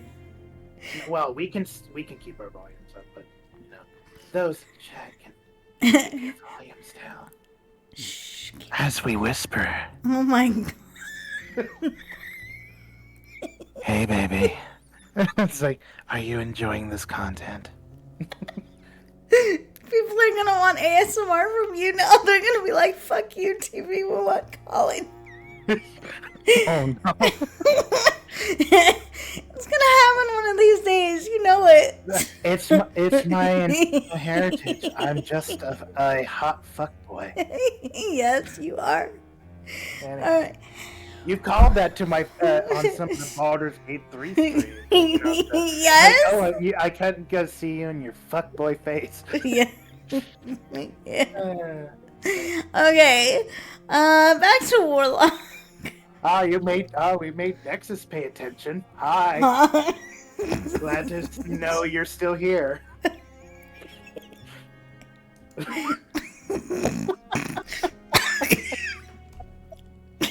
Colleen, I'm gonna die of laughter if you keep that up. Okay, so anyway. I'm gonna choose Arcana and Religion as my things, because I think that would be fun. Okay, so we have the Archfey Patron, the Celestial Patron, the Fiend Patron, and the Great Old One Patron. Look into the spell casting. Does it say short rest or long rest? Is it act magic, or is it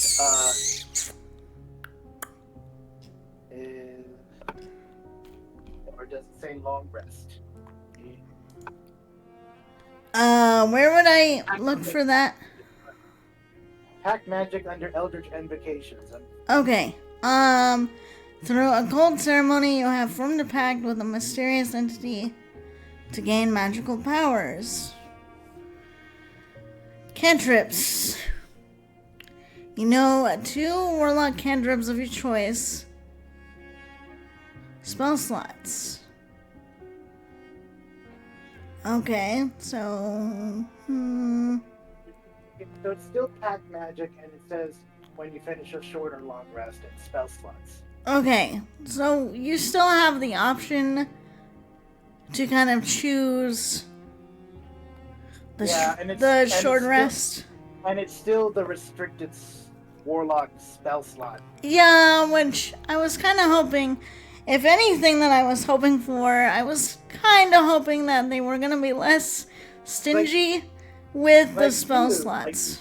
And that's another thing, yeah, like spell slots because that's are very restricted. Yeah, because that's the one thing I don't really like about Warlock. I understand why they do it. It's to make sure that they don't become like a monster for spellcasting, but also I feel like it's incredibly debilitated in amount of spell slots when compared to other casters, even half casters.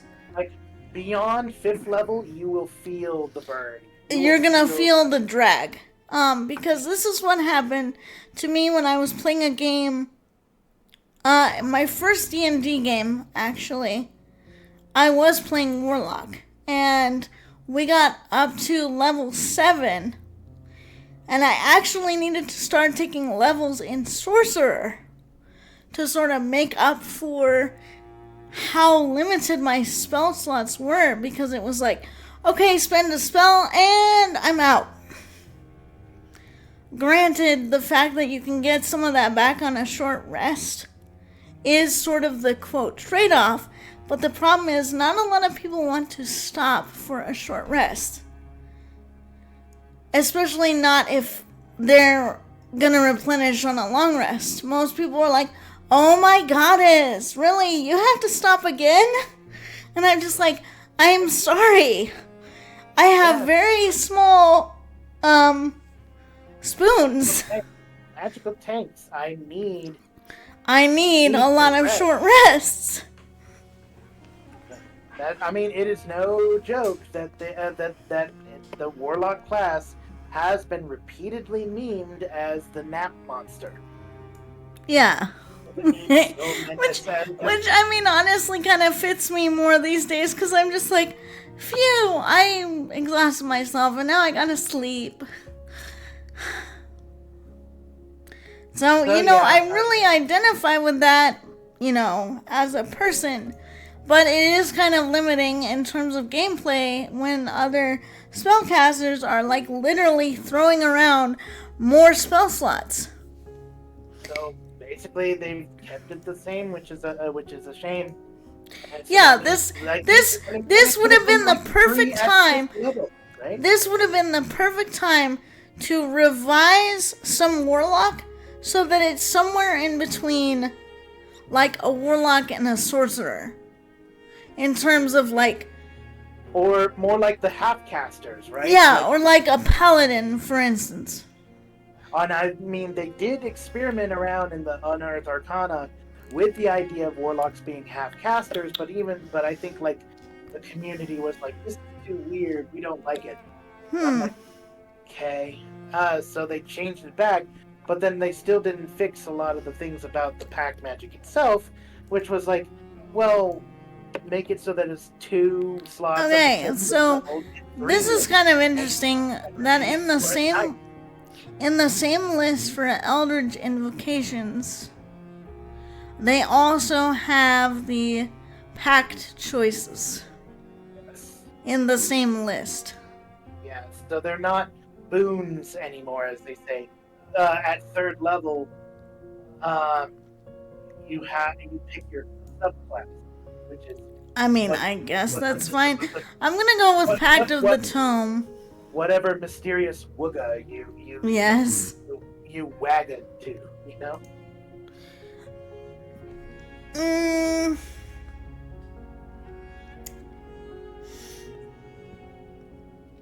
I don't know what I want to pick for patron. I mean, of course, there's the fiend patron, but everybody kind of knows what that does. Well, what are they? So they They have the Archfey, they have Celestial Fiend, and Cthulhu. and Cthulhu. And Mind Flayers. I think you're being facetious there. They don't Great actually old say one. that. That's the great old one. And Yes. Cthulhu. But yeah, it's pretty, basically, it's just whispers under the bass. Basically Cthulhu. Basically Cthulhu, yes. Yes. So really, so again, the newest edition obviously is the Celestial is part of the player's handbook. So Great, more tentacles. Let's do Celestial Patron so I can pretend it's like my angelic grandmother or something. They have the Asimar added to the Great. to the player's handbook. So yes, which wasn't there before. Asimar was in a separate book back in the day. So yay! Yay! So you can tell somebody was like, we need more holiness class. Yes. We can, like, all you ones who are so into the darkness are like, we need to shut it out. I'm like, okay. But some of that was interesting, challenging. Sources of great heroism as against the struggle against great evil, but not evil that is not only expanding into the world but also expanding within, and you have to fight it off. Okay, so I just chose some spells for myself just to choose something. So I chose Mage Hand, Chill Touch, Prestidigitation, Illusory Script, and Tensor's Floating Disc, just to kind of say that yes, I can choose it. Okay, we're gonna do Mask of Many Faces. Okay, so hold on. What is the extent of that? Can it go up to? Can it go up to like how many levels of spells? Because it looks so from here it looks like so now. So the Path of the Tome previously could only allow you to have 3 cantrips from any class, and then it had the I think there was a ritual option expansion that allowed you to do so here's what it says. Cantrips and rituals. When the book appears, choose 3 cantrips and choose 2 level 1 spells that have the ritual tag. Spells can be from any class's spell list, and they must be spells you don't already have prepared. While the book is on your person, you have the chosen spells prepared, and they function as warlock spells for you. Okay,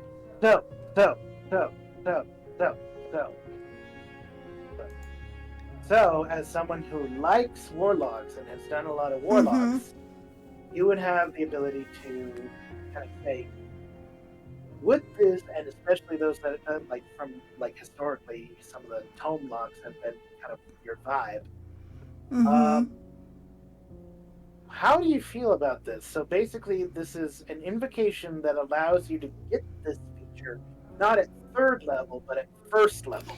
I actually kind of like that because it means that you're coming out the gate with more stuff, and I think that if role played correctly, this could really go well with a story of like, I was in my family's mansion and I stumbled upon an old box of books, and when I opened it up, I was patron and I learned all these things.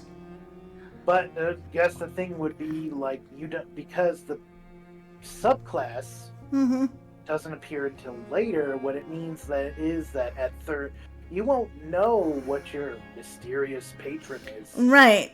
Until you level up at 3rd level, and then visit you. Which is, I don't know. I mean, that's like, that could be kind of interesting to roleplay.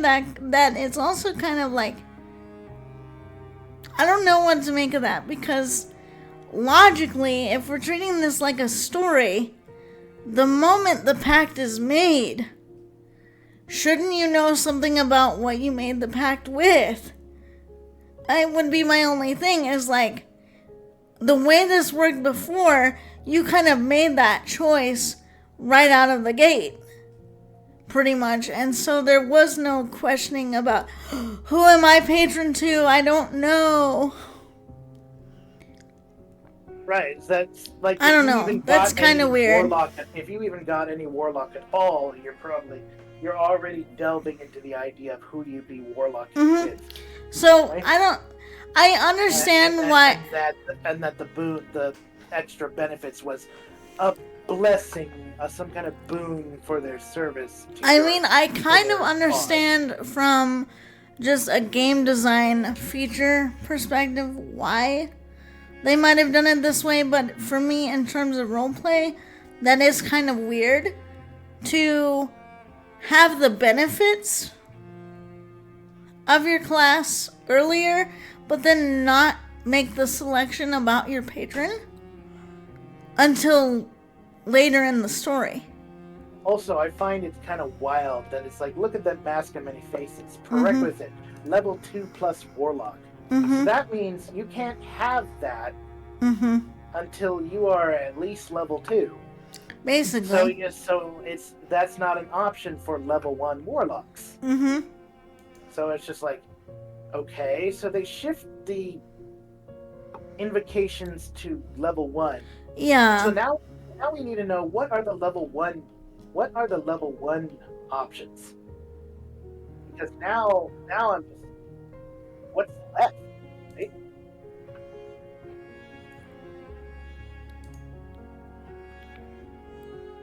They're gonna say, hey, I'm gonna assume that these that don't say like that they have a level associated, I'm gonna assume that those are like level 1s, right? Yeah.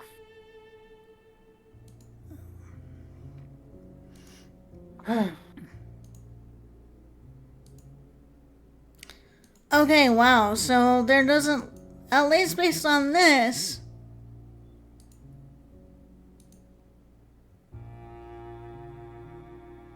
a lot of this looks like you have to be at least level 2 for a lot of this to like do a thing. Okay, so I'm looking at the warlock class as they have written for their 2024. So basically, agonizing blast is level 2, so you get armor of shadows for mage armor.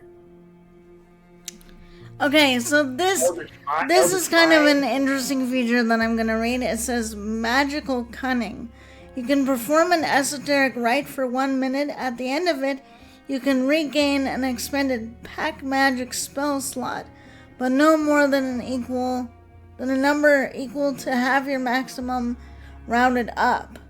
Once you use this feature, you can't do so again until long rest. So I guess that was their response to, oh, you need more oomph? Here, we'll give you this. But it's just kind of like, yes, and I don't think that's really enough to make up for lag in power that you're gonna still be feeling as a warlock pretty soon. Well, which one is that? Is that an invocation?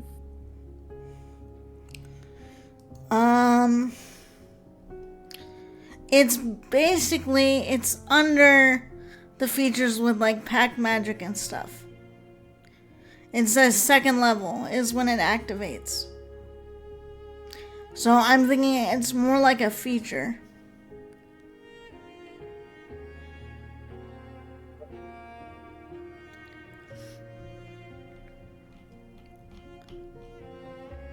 So what I'm gonna do... Yeah, magical cunning. So it's a primary class feature. Okay, so for 1 minute you gain a spell slot. Okay. A long rest. So it's blending some of the features from the wizard.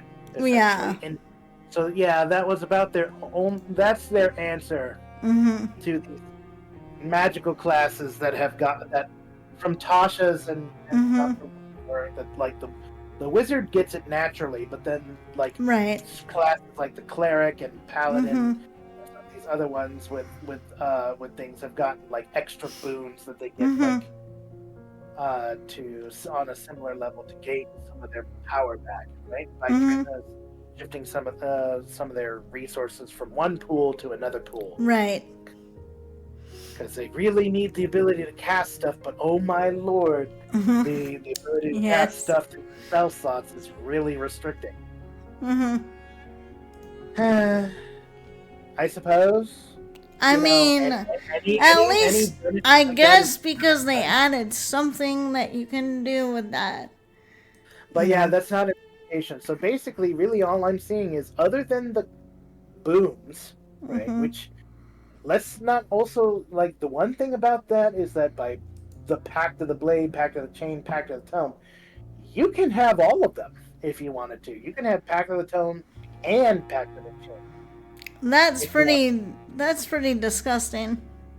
and Pact of the Blade if you wanted to. But it's like, but I yeah, you can I have would both. probably You do can, Pact of the Chain, for familiar, or yeah, for like any of the familiars, you do both. Heck, you do both if you wanted to. But yeah, other than those, you're really not getting other ones at level one, other than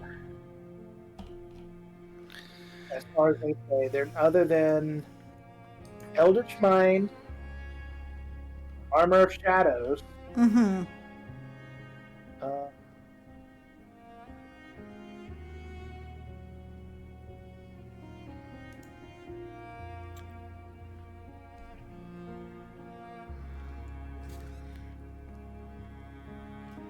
that's it. That's it. Other than the three packs.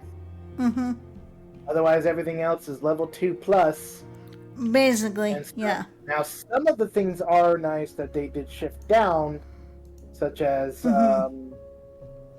Ascended Step, which you can Yeah. cast levitate yourself without spending a spell slot, Which which is is great. nice. That'd be something you'd like as Mm-hmm. level 5 warlock. You Yes. so levitate over like at level 5, yes, please. Um, Yes. like it was level 9, which was exhausting. Well, yeah, that's like a huge time commitment. And then like I think um, Otherworldly Leap is at level Yeah, 2. I have that one. Yeah.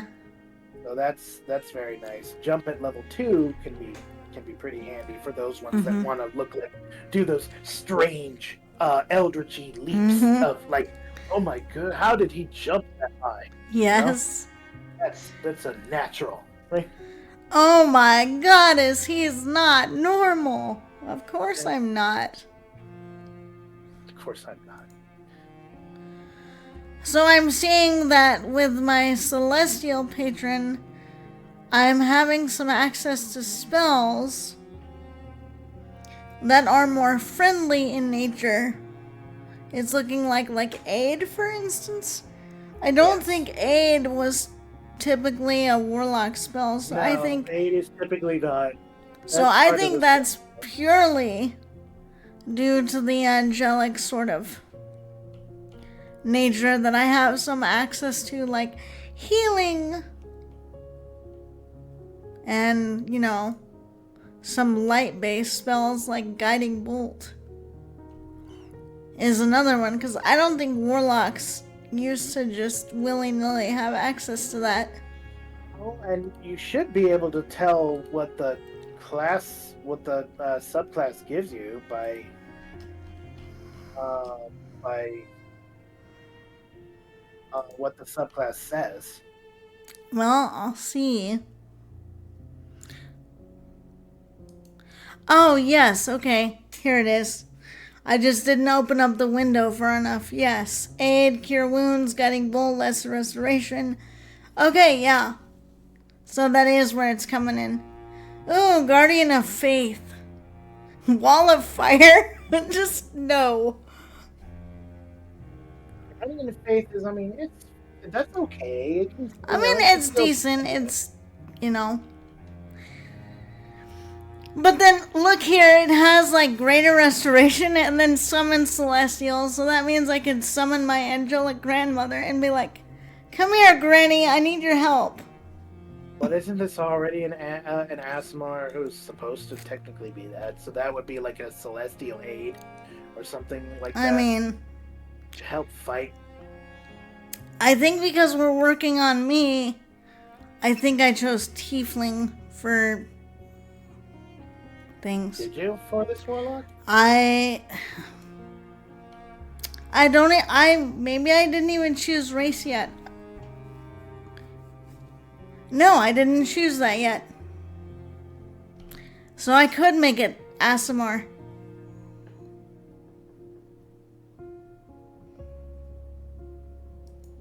Should I? Angelic Granny? I'm not familiar with that part of the lore. Aha. Well, yes. Because my family is Brightlock. Well, the Brightlock came from somewhere. So I do have some celestial parts to my lineage. So I did not choose. I think that's from the aunt's side of things. Yes.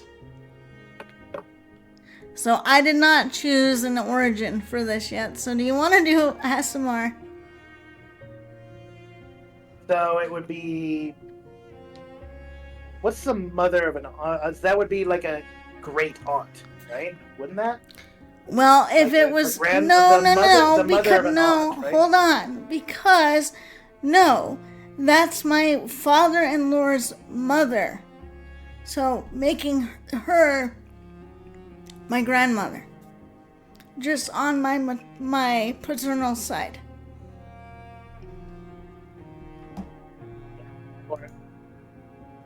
So, which would also be the aunts, because those two are siblings. Twins, yes. So in either case, that angel in the family would still be my grandmother. So, family dynamics. So we could still make this an Aasimar since I did not select an origin yet. Sure. Because I got so sidetracked with the shiny features.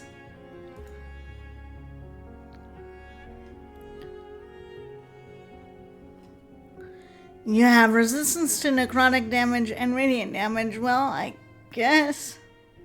What is with that Poindexter looking face on that Asmar? I don't. Harry Potter, is that you? Healing Hands is a magic action. We have magic actions now. You touch a creature and roll a number of d4s equal to your proficiency bonus. The creature regains a number of hit points equal to the total rolled. Once you use the spray, you can't use it again until long rest. So apparently, like the art, like they couldn't handle the Tyrael looking like figure that they had for the previous. Oh no! Okay. That they're just like, oh, right, we gotta change it. So they still did keep like the celestial revelation stuff, but specifically the inner radiance one, where it says searing light temporarily radiates from your eyes and mouth for the duration. You shed bright light in a 10-foot radius. So I just turned into a humanoid lantern. Just okay. Oh yeah. Remember, hey Nexus. Remember that living candle kind of figure that happened to you a bit? Well, There you go. Yeah. Your inner radiance. There you go.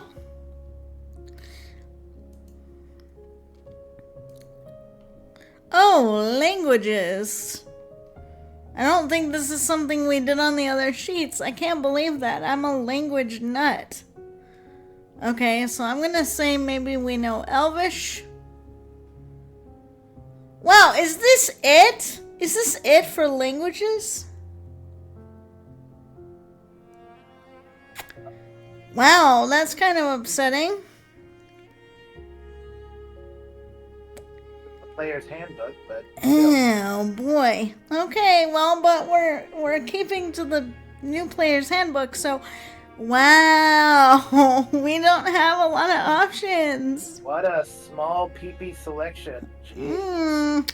Let's do goblin, because maybe we're out there trying to evangelize the goblins. I don't know. Well, okay, so here's another thing. Okay, lore-wise, look at that table. Uh-huh. Look at that table. That Yes. table, common and common sign language. The origin is now sigil. Oh boy. Okay.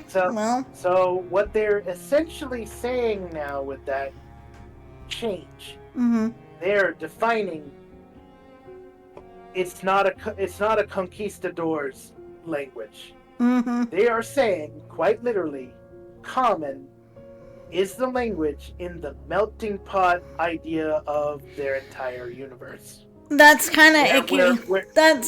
Where all races, all species, all origins, all other things come into the most Rick and Morty level melting pot in all of it. That's kind of gross because, in my opinion, that's kind of like them forcing people to just know this language because, you learned it in sigil, you dumbass. So, well, I mean, you don't have to force it because obviously it's not forcing you to learn common. Yeah, I mean, I understand that, but I also just feel like, wow, so we're basically solidifying that this is the melting pot language. This is the literal common language that everyone speaks. Welcome in, dear. Welcome in. I don't know. I hate that we're gonna have less overall languages, at least in the core books for now. Basically, its origin is sigil, but I guess it could spread from there. But basically, it's like, where did common come from? They point back. I don't know. Mom spoke it. We spoke it. We all spoke it. And then after a while, but then some scholar would say, "Oh yes, the origin of common started all the way back in sigil when everybody said, hey, we're all speaking different languages. How do we communicate with each other?" And I don't know, the Lady of Pain said, "You shall all speak common, my mother's tongue." And everybody said, "Yes, Lady of Pain. Yes, ma'am." Yes, ma'am. And then they bowed. And said, no. We don't want your. We will speak your language, or we will get more pain. So yeah, that's canon, basically. And everybody spoke common sense. Yes, Nova Media, we are indeed talking about Core 2024. Yes. As it functionally appears on D&D Beyond, because that's what people are most concerned about. So not specifically about all the changes of Core 2024, but more specifically how it will affect people's pre-existing characters, ability to create new characters, and what it's going to mean if you do any changes to old characters. Yeah. And in fact, that's actually a good thing to test too. So in addition to some of this stuff, and whether this is going to be ultimately, there are some good takeaways, but in addition to all the other stuff that they're kind of making it hard. So, Collie, you need to fix your mic. Hey, yo. Oh, am I any better? No, you're worse. Honey, you need to fix it because of the reverb. That's not making it better. Reverb? I don't... But yeah, we are kind of looking at this stuff, but it's not like a really serious, comprehensive. I mean, I think it's fine now. Yeah. I don't know who the little tiefling is. You're the little tiefling now, Collie. Once you did say they won't lock out the 2014. Well, yeah, if you have it already purchased, you can still technically use it. But They won't lock it. They won't. But okay, we need to show back up here. I have a Razer standing mic plugged into my phone into my computer on Discord. Mm-hmm. I don't know. I think you're fine. I can't hear it, but I don't know. I'm not the one listening to stream right now. But we can go look at that in a second. I want to finish what I was doing here so I don't get distracted. What model? I think, what is it? It's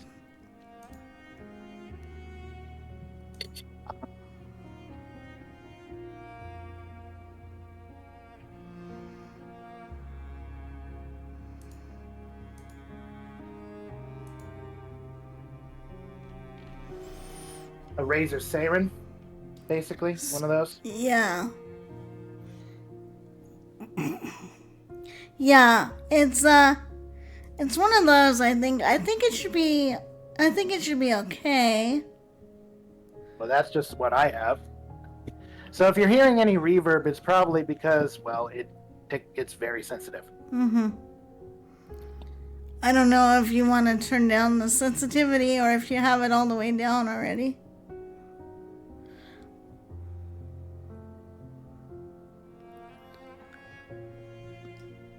Okay. But either way. So I think we've made enough of a point with this. So to just kind of show what I mean about the way they have stuff organized for now, I'm going to go into another test character. Which one should we do now? The Ranger? Well, let's see. We can do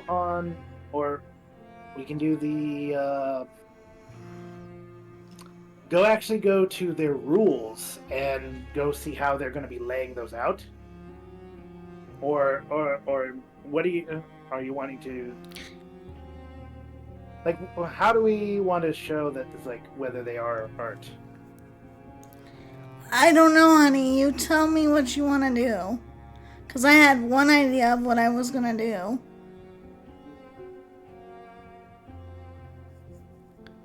Because the problem of how it's showing on your side is that it can't... You're going to need to... Because it doesn't show the drop-down boxes, Uh-huh. then it's going to be hard to describe, really.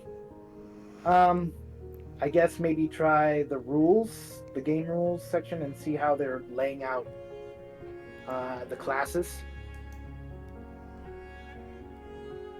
Okay, so this is what they have for now. So they say D&D free rules, and then we just have like the regular handbook stuff.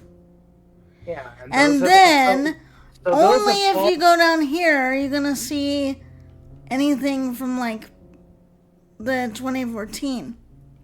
And this is only if you happen to have purchased it like beforehand.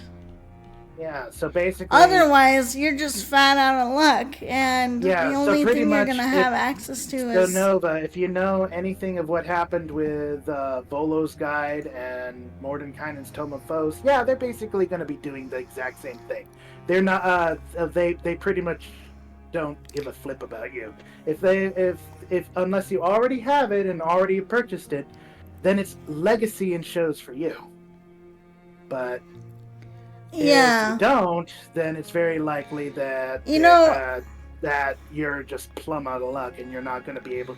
And that's another thing. If you go try to make any new characters now on the site, they are complete. The rules have completely changed over.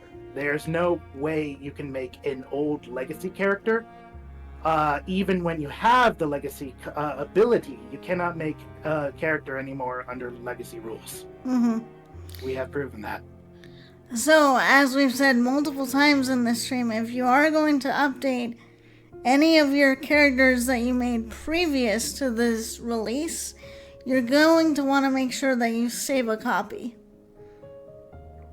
So basically, the 2014 content is literally now any characters made on D&D Beyond that exist there right now is now immediately legacy, and do not destroy those, or change those. Otherwise, then basically you now just don't have them. But I think forced people who into understand how legacy 24 content works, honey, I think they understand kind of the risk, because now that the system's changed over, if anything's in an older format and you don't save the older format, you're gonna lose it. It's like Windows forcing everybody into Windows 11 because, oh my goodness, your security because we've decided we don't want to support that anymore.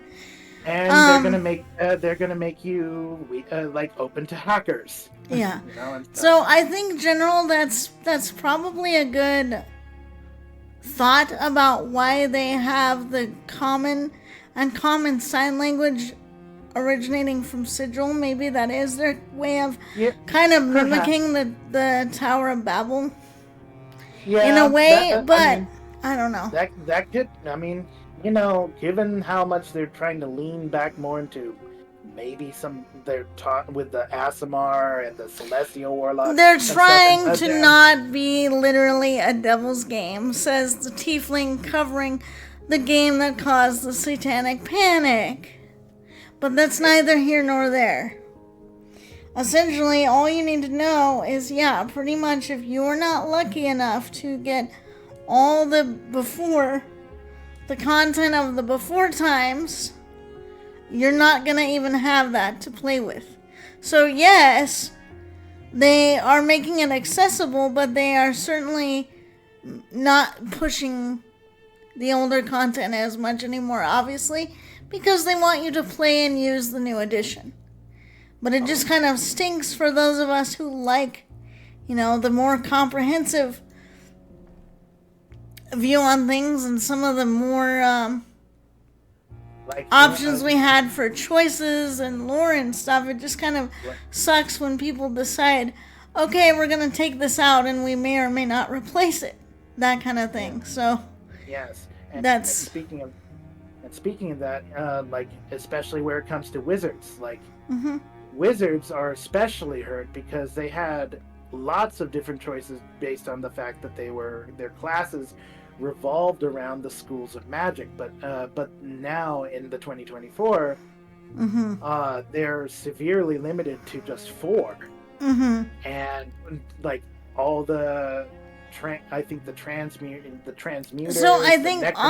So I think Collie, on that note, since you're naturally wanting to talk about wizard, I think that is one of the classes we should actually bother to cover, and we may actually need to make this a part 2 because there is a lot to cover, and I don't know if I want to go for 16 million hours trying to cover all of this in one shot. But I think we should definitely look at wizard next, since you are bringing it up. I'd say let's finish up this stream with wizard for now. I know there's plenty of other. There's plenty more. This gives me a reason to do a part 2 later for folks who are not able to be here for part 1. But I think even from our early testing right now, for those who have access to it, because of the early access people that, who are able to see what it's going to mean for everybody else who use the site. Basically, there's. Yeah, if you bought it, you can still access it. If you bought it, you can still access it and use it. But what it means is for any other player now joining the game, they're just not going to have the context or the choices or the memory of what used to be. And for me, that's kind of sad. Yeah, so basically, those who will be locked out of 2014 content, the people who will be locked out of 2014 content will be the people who get into D&D Beyond after this point. And some Like, people. and the only ones who will be who won't be locked out of it, will be those who have had it as legacy content up until now, but they better not change any of their legacy characters, which haven't been touched, by the way. We checked. They have been touched, but if you start changing them, they will change over to the new rules. Right, so this is why I was saying earlier, if you're going to play around with some changes on a legacy character, make a copy. Just in case. So that in case you're like, oh shit, I don't like what I just did, you're not, you're not out of luck. So basically, your existences have been uploaded to the matrix, and basically they're on someone's backup storage. Uh-huh. Yeah, but the moment you do any changes to that drive,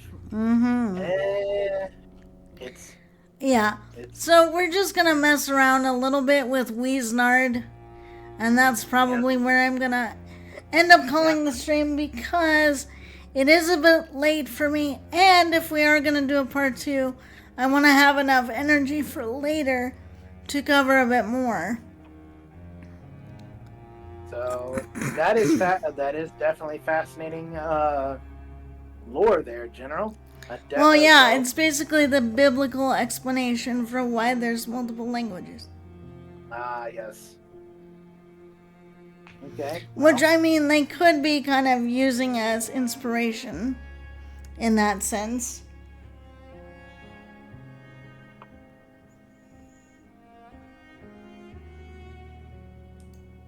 So yeah, I think Wizard is gonna be a good place after we're done to just kind of bookmark.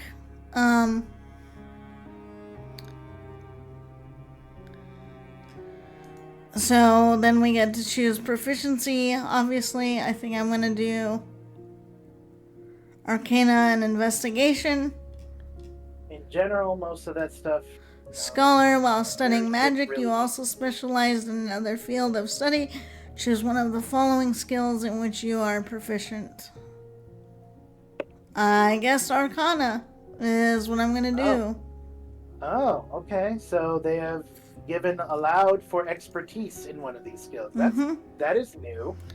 Okay. They never given the wizards expertise in any of their chosen fields. No, but I think that's kind of fair that they're doing that, to say, hey, if you've really devoted yourself to this, you should get some benefit of devoting yourself. Like, here's an example: the scholar individual that's used as a monster stat in way back in Candlekeep. That one had expertise. Yeah. That one had expertise in all of the intelligence things, like arcana, like nature, everything else, like that involved lore. So because of their rigorous study. Yeah. So, I think that makes sense here. To give that to the wizards. It feels like that's something they'd be doing naturally. Yeah. So that's actually a nice thing. So that expertise isn't just limited to rogues and bards. Yeah, and I do see what you mean now, that they've really cut down on stuff now. So we just have the Abjurer, the Diviner, the Evoker, and the Illusionist. Well, let's see the Abjurer. Let's see if they have maybe some access to more of the recent... Abjuration Savant. It says, choose 2 wizard spells from the Abjuration School, each of which must be no higher than level 2, and add them to your spellbook for free. In addition, whenever you gain access to a new level of spell slots in this class, you can add 1 wizard spell from the Abjuration School to your spellbook for free. The chosen spell must be of a level for which you have the slot. So here's a question. Does it have healing spells? Not from these choices that I'm seeing right here. Not at level 1. Because the core rules just say alarm, arcane lock, arcane vigor, mage armor, protection from evil and good, and shield. You know, because here's the one thing I also felt like was just weird about D&D is that it had these spells on for other classes Mm-hmm. that were from different schools of magic, Right. but like in order for a wizard to have healing spells, you'd have to be a cleric. Mm-hmm. And so in this case, then it'd be like you can now even more have a wizard, an abjurer wizard cleric, and Mm-hmm. really get some bonuses out of that because a lot of the cleric spells are abjuration type spells. Mm-hmm. So, like, but I always felt like, but wouldn't a thing that studies types of magic not be limited to just certain classes? Like, for example, wouldn't Right. those that would be studying abjuration magic in general as a scholastic type Right. of thing, wouldn't they also be like, hey, couldn't we like learn some of these abjuration type spells from these other classes? I mean, you'd think that's kind of how that goes. I mean, because Because it's like, knowledge and the if gaining it- of knowledge is not like. within our specialty, like literally our specialty, so that you can have an entire wizard that is nothing but abjuration magic that has like very little things for anything else unless they want to dabble in like something else that's necessary for them. But that's what I think, kind of like, think of it like the like the tome magic from the warlock, but then I'm gonna switch it to diviner really quickly so that I can see it's cool though, right? what diviner is. Okay, so they get portent at level 3. Yeah, so not level 2 because that's when these ones previously got their thing. Okay, so for this one you have access to augury, comprehend languages, detect magic, detect thoughts, identify, locate object, mind spike, and see invisibility. I mean, they are getting the idea that They But are in trying terms to of- like give it more flavor and more like here's the idea that before the savants said you can translate things from these schools like better and easier and stuff, but they didn't really give it this kind of selection. So in terms of this selection that is like that is separating these types of magic within the wizard spell list is a definite benefit. It does basically make it feel like you're trying to specialize a little bit more in this type of magic, which by I focusing think on is those I think it's for each fair to school. do that. I miss the fact that we used to have a necromancy type wizard. It's really gonna people are gonna have to go on to Wizards of the Coast's throats and basically be like, Why did you what take that then- out or like put what- other what are you versions gonna do? in? What are you gonna do for these subclasses then, if they're not gonna be in the 2024? So the evoker has a lot to do with, element types, obviously. Yes, the evocation elements to burn or shock or freeze your friends. And then illusionist, I'm just kind of checking it out to see. I'm not really committing. But this one is like blur, color spray, disguise self, illusory script, invisibility, magic mouth, all that stuff. Yeah. Which is those fine, Are, you those know. are those are illusion spells. But I think for the sake of this, what school do you want for this little not for serious build that we're doing? You want Abjure? I don't know. I guess Abjure, because I don't know. Some people are like, "What did you do to the Abjure?" or something. Yeah. Let's do Shield, because that's a classic. What the fuck is Arcane Vigor? Is that just like I get a spell slot back? I don't know. We can see No what the idea. spell details is. You tap into your life force to heal yourself. Roll 1 or 2 of your unexpended hit point dice and regain a number of hit points equal. So that's basically you being able to do this without technically resting to do it. Is what that sounds like to me.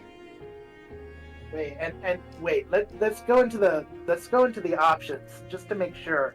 This class, this one doesn't have any of the extended options, right? Like in the.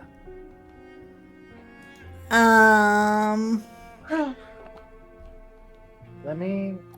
I can do it. Just give me a second here. Character options. Raid or like home. I'm there already. Okay, so I yeah, checked off homebrew. I checked off all this other stuff. I did that at the very beginning. Okay, so yeah, so then this would be a totally new spell. Yes. You This is tap one into of your what- life force to heal yourself.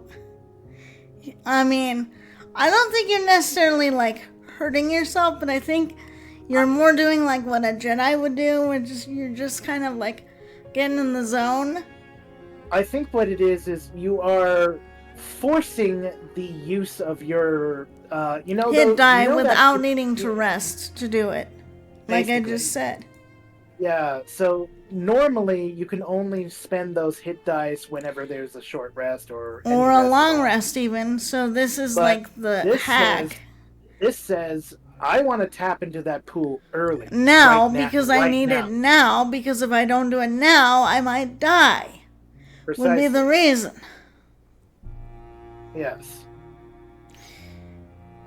So, I'm going to boost us up to level 5. So I can see if we get anything.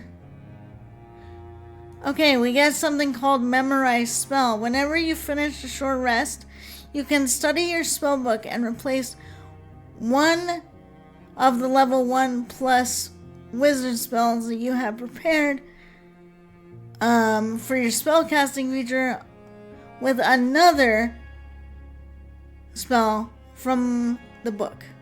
So basically, this is them saying, "Oh, hey, you want to change out something?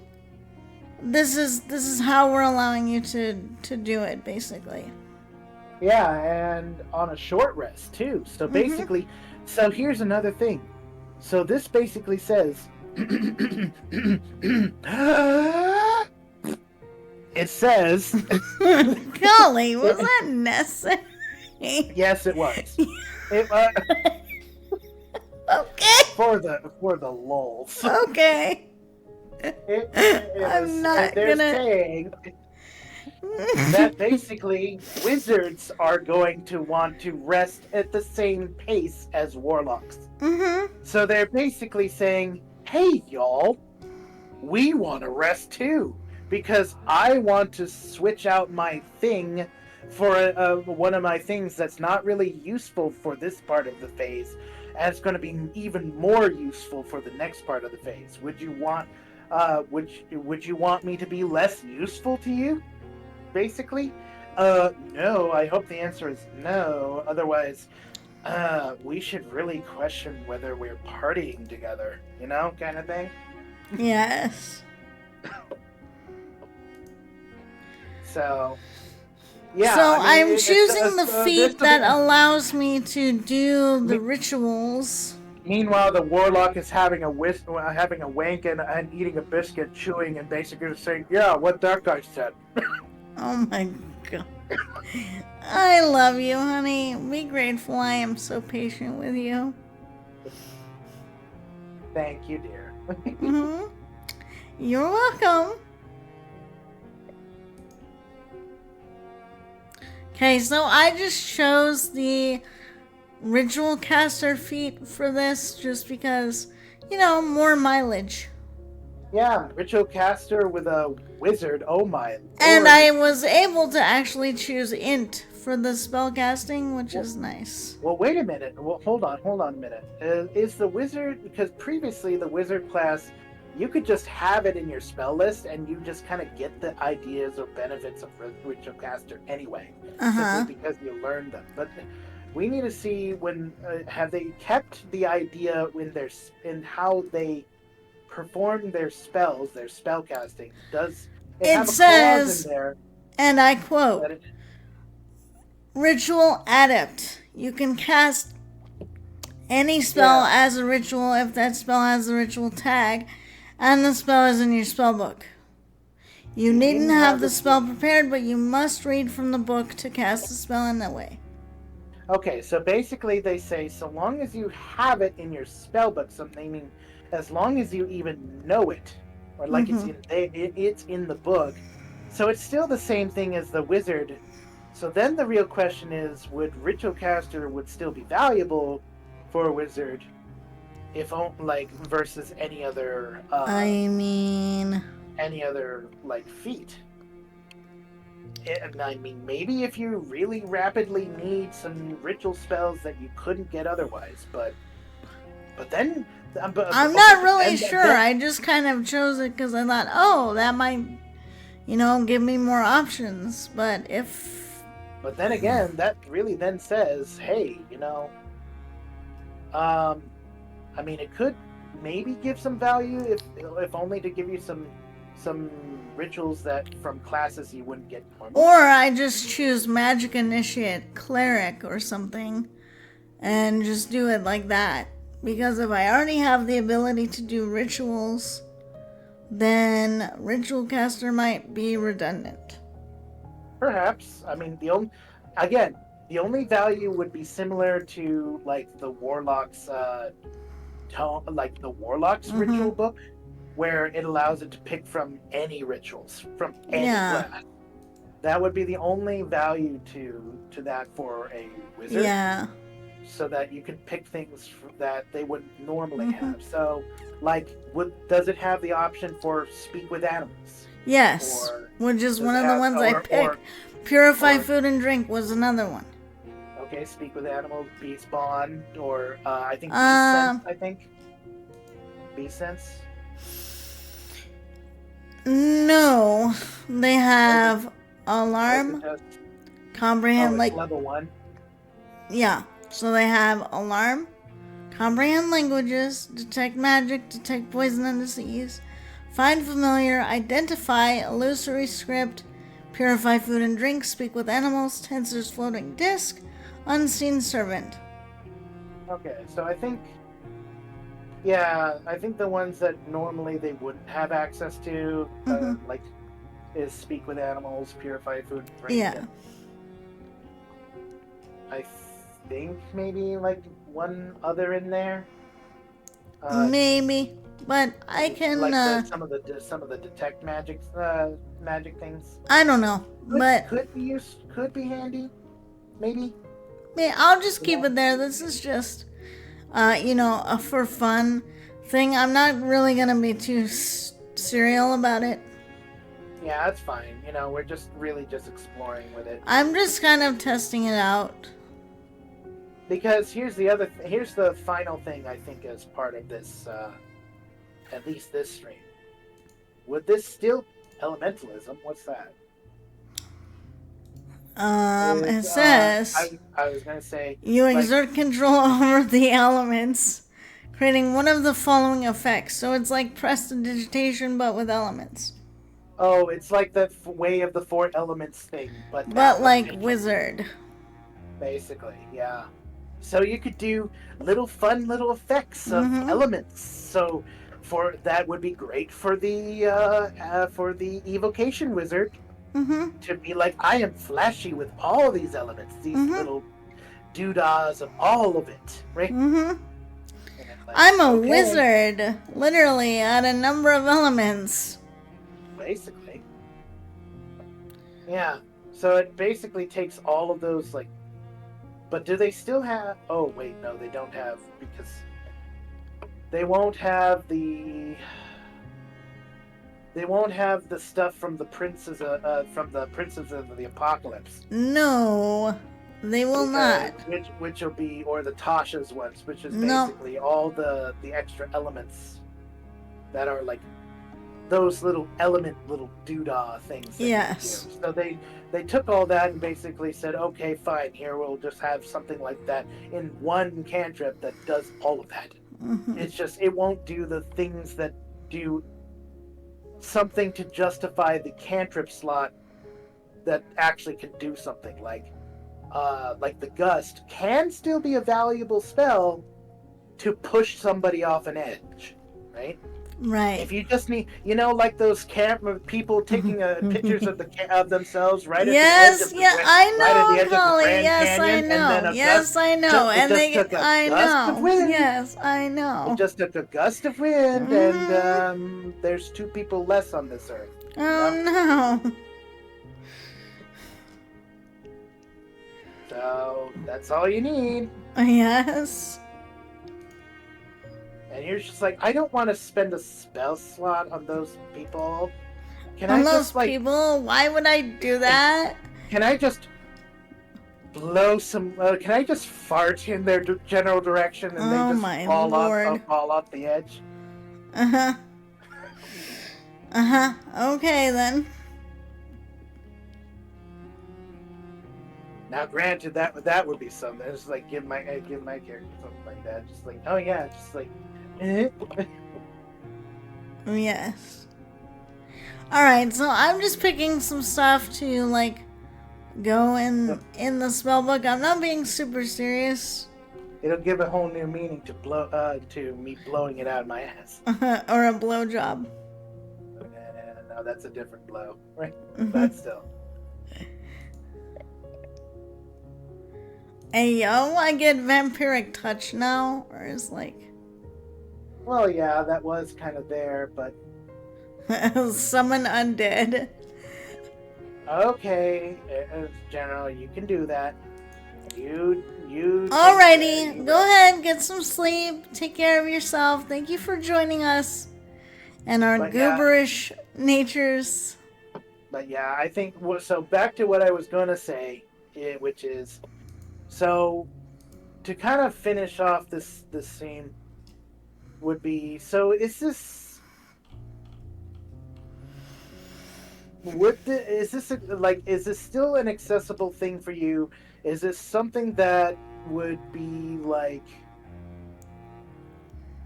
there's some good, some positives, but also but it comes with there's. I think since we're gonna be moving away from using the website, I think I'm gonna just shift over so we can just chat and stuff since we're doing a wind down. Sure. But yeah, and then I'll have to just make it so you can be seen here. Because you're hiding.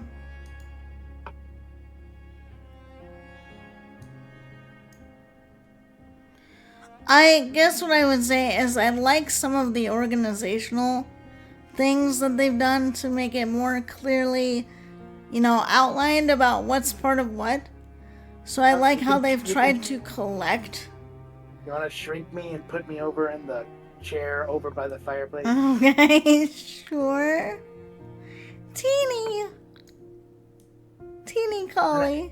There you go. I guess I would be behind you in the OBS thing. Yeah.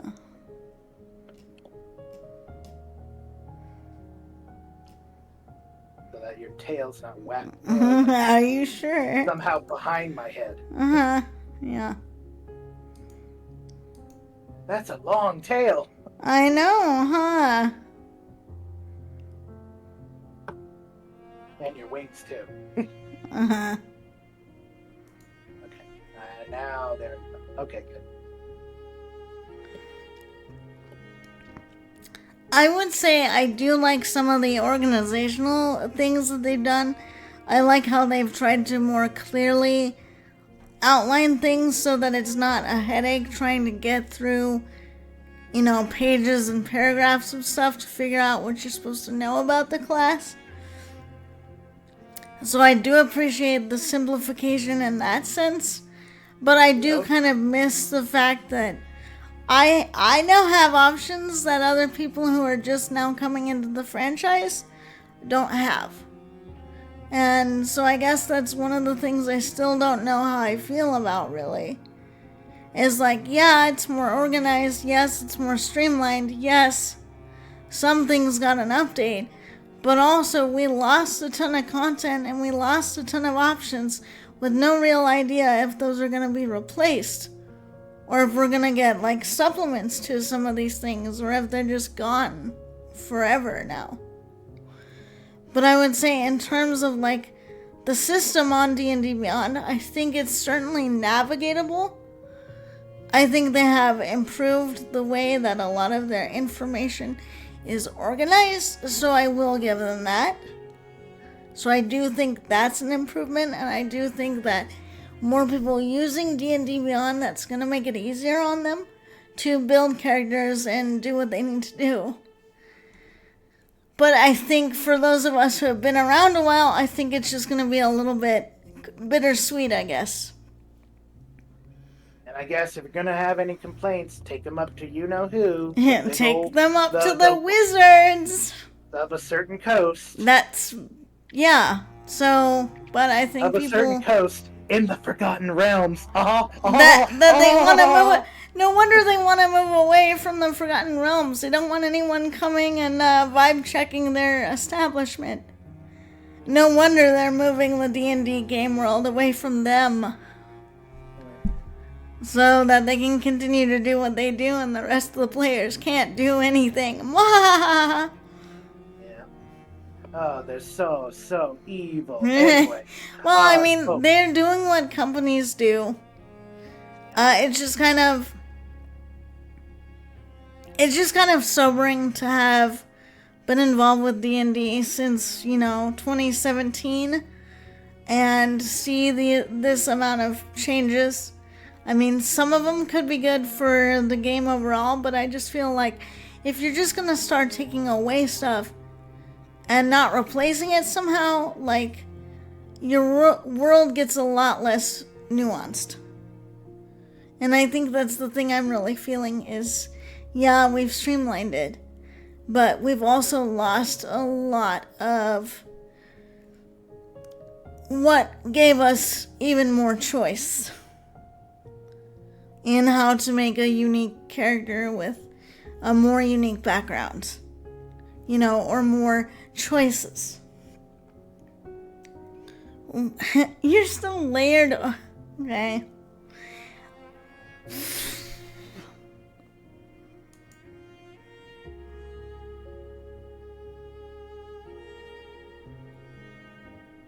Well, yeah, but now my tail's going over you. What are you talking about?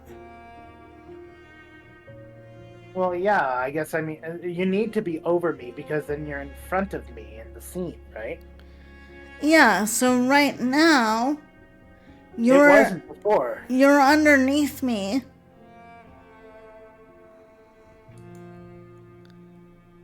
And now so you're above me. Or however it is to... No, I don't need to be above you. Because if I'm above you, then the little paper doll thing, perspective thing is weird. Because the idea is that you're in front of me. You're trying to... Yes. So that means your tail should be in front of me. It is. It was. It wasn't for a little bit when you said you're above me. I know, because you messaged me and you're like, it's still messed up. Well, what? I was somehow above you for a little bit. Either way, is it fixed now? Yes, it is. I can tell, yes. Anyway, where was I? OBS layering. Just basically, just lamenting, right? Yeah, I don't remember where I was going. So, So I guess that's where I'm probably gonna stop the stream for now because I completely lost my train of thought. Well, you know what this needs? No! No, it doesn't. Don't you dare do that squeaky noise. Oh. No, it's not that. Ba-na-na-na-na-na. Well, I hope you all enjoyed. I know it was goofy and, not at all super serious, but, doing it this late at night, it was not really supposed to be serious. Anyway, but I hope you all enjoyed.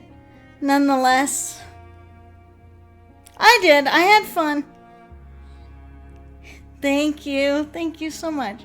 Anyway, everyone, I think that's where we're going to call this stream for now.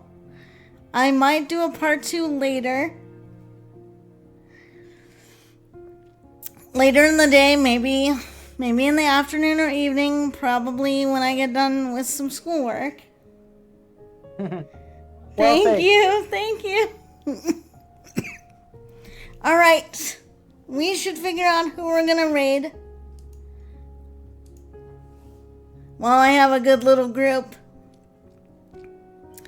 Okay, a friend of mine, Yancha, is on. I haven't visited them in a long time. Glow the Succubus is also on. They're playing Cyberpunk. Witcher. Let's see. Well, there's a Tiffany Witcher that's gone. Let's see.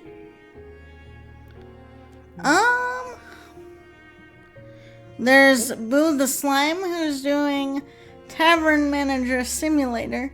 Tavern Maid is what it says. She's doing, it's Tavern Manager Simulator. We could go visit them. What would you all like? I'm leaving it up to you guys because I'm going to bed after this. So whatever we raid into, I want to make sure that you all will enjoy.